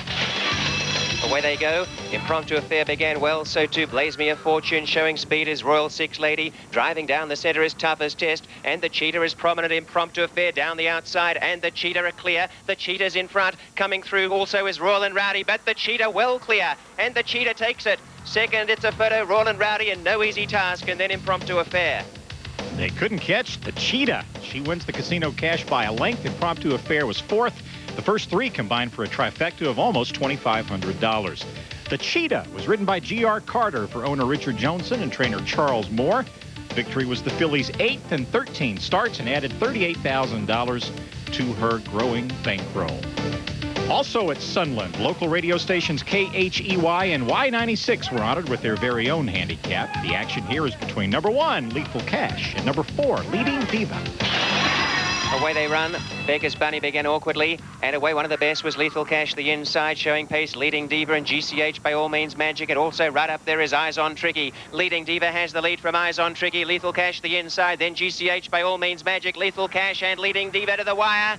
A photo, maybe Leading Diva. It's a close one. Leading Diva and Lethal Cash in a photo. It was close, but 3-year-old filly Leading Diva holds on over her elders, Lethal Cash and Eyes on Tricky. Last fall, Leading Diva was a finalist in the Texas Classic Futurity, the 3rd richest race of the quarter horse year. She's owned and bred by Barry Thompson. Again, trainer Charles Moore and jockey G.R. Carter. They sweep Sunland's weekend stakes action. Now at Los Alamitos, where they finally found a way to keep distance champ Sign of Lanty from winning. Don't let it in the race. In the condition allowance feature, we don't have the video, but the winner, no pet peeves, for his 6th win in the last 7 starts when Sign of Lanty was not running against him. He's 0 for 3 against Sign of Lanty. The 8-year-old gelding saddled by Dan Francisco, but owner Mimi Wells was not in attendance. She was vacationing in Belize, close to the resort, which is home to Temptation Island. We'll let you know next week if there's anything else to report. For more information on that awesome backflip by G.R. Carter or on racing quarter horses in general, 1-800-414-RIDE. We know what you're hungry for. It's that one-of-a-kind taste of Long John Silver's at an incredible value. Come in now for the new 21-piece Crunchy Shrimp Basket Combo for a deal and a taste that only Long John Silver's can deliver. That's 21 mouth-watering crunchy shrimp, piping hot hush puppies, our great new fries, and an ice cold drink, now for just $2.99. The new 21-piece Crunchy Shrimp Basket Combo, only at Long John Silver's. Turn on to the tradition, come and feel the good times roll. We've been around this track a time or two. It's our 3rd century of racing at the fairgrounds. Our 129th season of live thoroughbred action runs through March 26th. Join us all season long at the fairgrounds. The rhythm keeps on racing like it always has. And all jazz.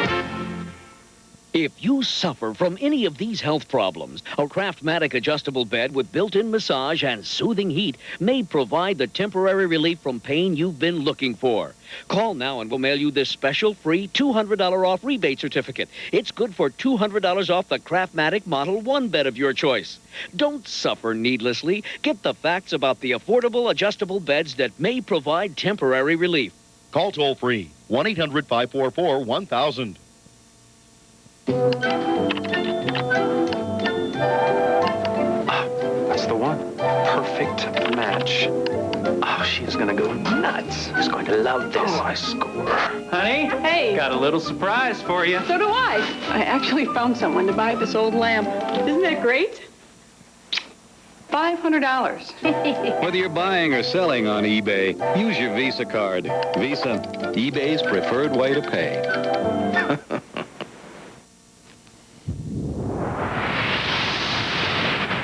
Wow, these Citgo people really get around, don't they? Here are the Citgo national leaders in the trainer category. Bob's excellent adventures on Saturday helped Baffert surge to the top of the heap in Money One, where he has finished the season on top each of the last 2 years.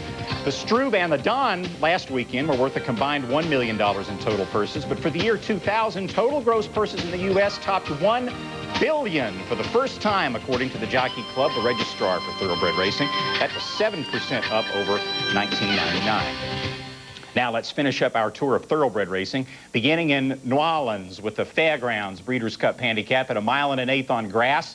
The Bobby Frankel-trained Fateful Dream was unbeaten in 2 U.S. starts, both in Southern California, and was the 7-5 favorite in the Fairgrounds Breeders' Cup. For the call of this race, let's go to the voice of New Orleans, Tony Bentley. Cornish Snow has the lead. A gang of them coming on, though, to challenge Colonial Power away on the outside. Solitary Dancer also has room, and now they go to the 8th pole.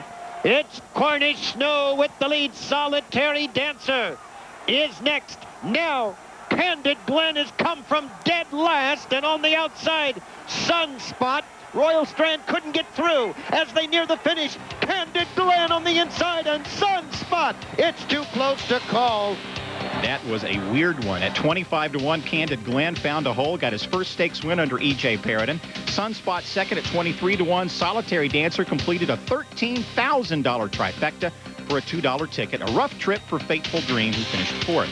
Candid Glen's a come from the clouds horse, but on a firm yet slow Fairgrounds course, that's what was needed. The first 6 horses after a quarter a mile finished in the last 6 positions. Now we take you to Phoenix for the Turf Paradise Breeders' Cup Handicap, worth $150,000, one of 3 big stakes races on Saturday. There at Turf Paradise. From the inside out, there's Zanetti, Divine Wind, and Montemiro, all Santa Anita shippers. You watch closely, you can see the gray Zanetti drifting out there into Divine Wind just before the finish. Tough to tell from that angle, but not from this one. It's really bearing out. As you see there, Zanetti finishing way out in the middle of the track, so he was DQ. Divine Wind awarded the victory to Carrion, ran 4th. Purely Cozine was scratched. Divine Wind, another one owned by Richard Englander, was ridden by jockey Ramon Dominguez. He was claimed by trainer Nick Kanani last May for $40,000, and now he's won over $325,000. But perhaps the most interesting of the Phoenix races is coming up next, and it was the Turf Paradise Derby. Owned by the Alan Paulson Trust, StarTac is already a graded winner on the grass. A son of theatrical, never even raced on the dirt. Trainer Simon Bray wanted to see if StarTac was a Kentucky Derby candidate, and look at this. He passes the 1 1/16 dirt test with flying colors. StarTac and Alex Solis won by 4 3/4 with a decent buyer speed figure of 97. His next start could be the El Camino Real Derby. That will be at Golden Gate on March the 10th. Some familiar colors there. There's trainer Simon Bray with the winner StarTac. And finally, to Turfway Park for the Likely Exchange Stakes, worth $50,000, fillies and mares at a mile. Watch on the outside, and you'll see why this 4-year-old filly is called Fast Delivery. At 6-5 odds, she draws off to win by almost 4 lengths. She was ridden by Chris Prather, the leading jockey at Turfway Park. She's also the leading jockey in the U.S. in races 1 through last week's action, ahead of Russell Bays and Jorge Chavez and Edgar Prado and all of them. Blair and Speed just got up for the place over Dashing Leslie. fast delivery is a 4-year-old filly. She's now taken 4 of her last 6 starts. She's owned by David and Andrea Jacobs and is trained by Betty Moran. On ESPN.com, the Sit-Go Pick 6 Challenge will return on February 17th. It's tough, it's fun, and there's money to be won. Go to ESPN.com and click on horse racing. The very best in gaming, racing, and entertainment is waiting for you at Mountaineer Racetrack and Gaming Resort in Chester, West Virginia. Hi, I'm Ted Arnott, inviting you to enjoy all the fun, excitement, and world-class entertainment Mountaineer has to offer. Live and simulcast racing from around the country, your favorite games, nationally known performers, and our resort 18-hole golf course. Now that's entertainment. Mountaineer Racetrack and Gaming Resort, where fun never goes out of style. You're getting sleepy. Very sleepy.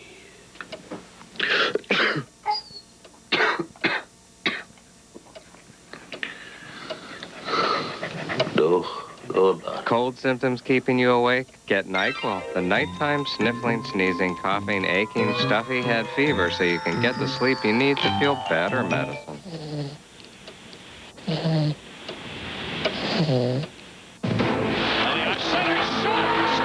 The most amazing sports moments of the year? This is just one of them, the ESPY Awards. The red carpet special begins at 8 Eastern, followed by the ESPY Awards at 9, Monday on ESPN. This ESPN presentation of Racehorse Digest is brought to you by Sit-Go, We Know You. By the American Quarter Horse Association, Let Freedom Ride. And by Long John Silver's, you can't resist the cravings. Race statistics, courtesy of Equibase.com, your official online source for racing information, from entries to results to everything in between. Equibase.com is a service of Equibase Company, the thoroughbred industry's official database. And remember to check in with us next week here on the Digest. Chris Lincoln will be back in the captain's chair, and the first airing remains at its customary 1 p.m. Eastern time slot. Now for Thoroughbred News. The NTRA Board of Directors voted last week to expand their board from 11 to 15 members. That satisfies a promise made 2 weeks ago to help entice Frank Stronach and his 7 racetracks back into the NTRA fold. 7 of the 15 seats will be filled by horsemen, 7 by track executives, and the other one by the NTRA's chief executive officer. Now, of the 7 racetrack board spots, Stronach, Churchill Downs, and the NYRA are each guaranteed a position. The other 4 representatives will be elected. Stronach's Magna Entertainment is also in the news with its unique proposal for an East versus West racing showdown. 6 races worth $100 grand each will be held at Gulfstream Park, and 6 more at Santa Anita. The races will pit 6 horse and jockey teams from each track.